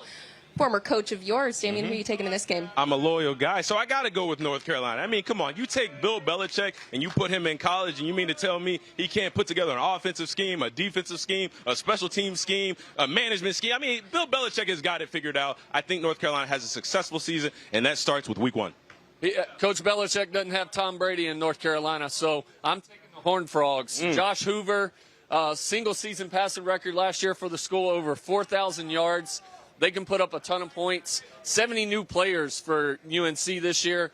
I'm taking the Horned Frogs. I mean, when you talk about the new players, it might take some time, but this is the week of unknowns. Week 1 is the week we see upsets. It happens week in and week out every year in college football. We just saw Boise take one on the chin Thursday night against South Carolina. I think North Carolina, especially playing at home, that would be the deciding factor with them finding a way to pull this ball game out. Give me the Tar Heels. Gio Lopez taking over the helm for the North Carolina Tar Heels, the quarterback. I like Josh Hoover a lot, but I've got to imagine that Bill Belichick has a defensive game plan to keep him a little bit uncomfortable. I like a lot of home underdogs this weekend. I like North Carolina in this spot as well. All right, the reason that we are all here today, number 8, Alabama at Florida State. Our friend Jax is joining us. I don't know if Jax is going to make so listen up. Listen up. So we've got our first ever celebrity guest picker, my man Jax right here. Now, Jax, we asked him, when did you become an Alabama football fan? And he said, in the womb. Oh. In the womb. So I don't think there's any conversation. I'm just going to let him speak for himself. Who you got winning today, Jax? Alabama. Roll Tide, roll. Jax, can we get a roll Tide, roll? Bama, big. Yes, sir. Should the Knoll boys have anything they would like to add? Hey, go, Jax, go look him in the eyes. Go look him in the eyes. When Jax, we might need to get off the stage. It's about to get real adultish right now. First and foremost, you don't know what you're doing. You've been raised the wrong way. No, I don't blame you. Whoa. I don't blame him. Where is his dad? Listen, his dad. Where is his daddy? He's right here. Daddy raised him the wrong way. Secondly, we're only here because Florida State is here. It's a 5-star matchup because we're in it. This is a 5-star matchup because we're in it. The atmosphere is electric. Yes, it was a nightmare a year ago, but we're up. We're not sleeping anymore. You hope. We're going to put the college football world on notice that Florida State is here. You hope. 2 things you look for in a football game. 2 things, either hell or help. We ain't looking for help. We looking for hell, and it's coming today. Give me the nose. Give me the no. Okay. Two things you look for in the football game, hell or help. One more no. We still got one more no on the panel. You guys know that there is something happening today, which is absolutely incredible. We are celebrating a legend today. Lee Corso is going to don the headgear for the final time. Are you telling me Florida State is going to lose on the same day that Lee Corso is having his send-off, a celebration? He's picking the nose. By the way, nobody should ever be allowed to don headgear ever again. That move should be retired. Brady Buckets, get up here, Brady. Come on. Yeah. We have all these Bama jerseys up here. We have B-Max. There's one jersey that's missing from up here. Yeah, that's right. Give us the Knowles, baby. We got Florida State. Tommy Castellanos, one thing that has always been Alabama's defense's kryptonite, a mobile quarterback. Tommy Castellanos makes big plays with his legs, and I think that defense is going to have Ty Simpson all day long. Knowles, get it done, shock the world, and they announce it. Hey, get my man on camera.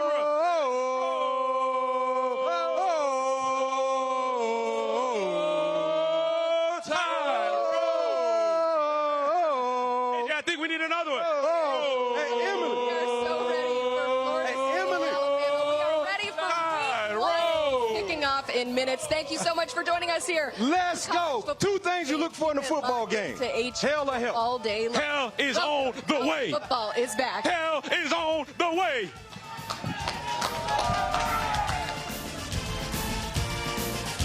Here we go. The 2025 CBS Sports NFL schedule is here.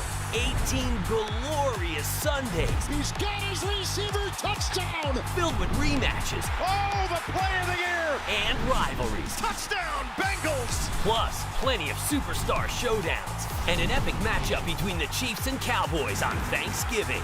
Clear your Sundays beginning September 7th for the NFL on CBS and Paramount.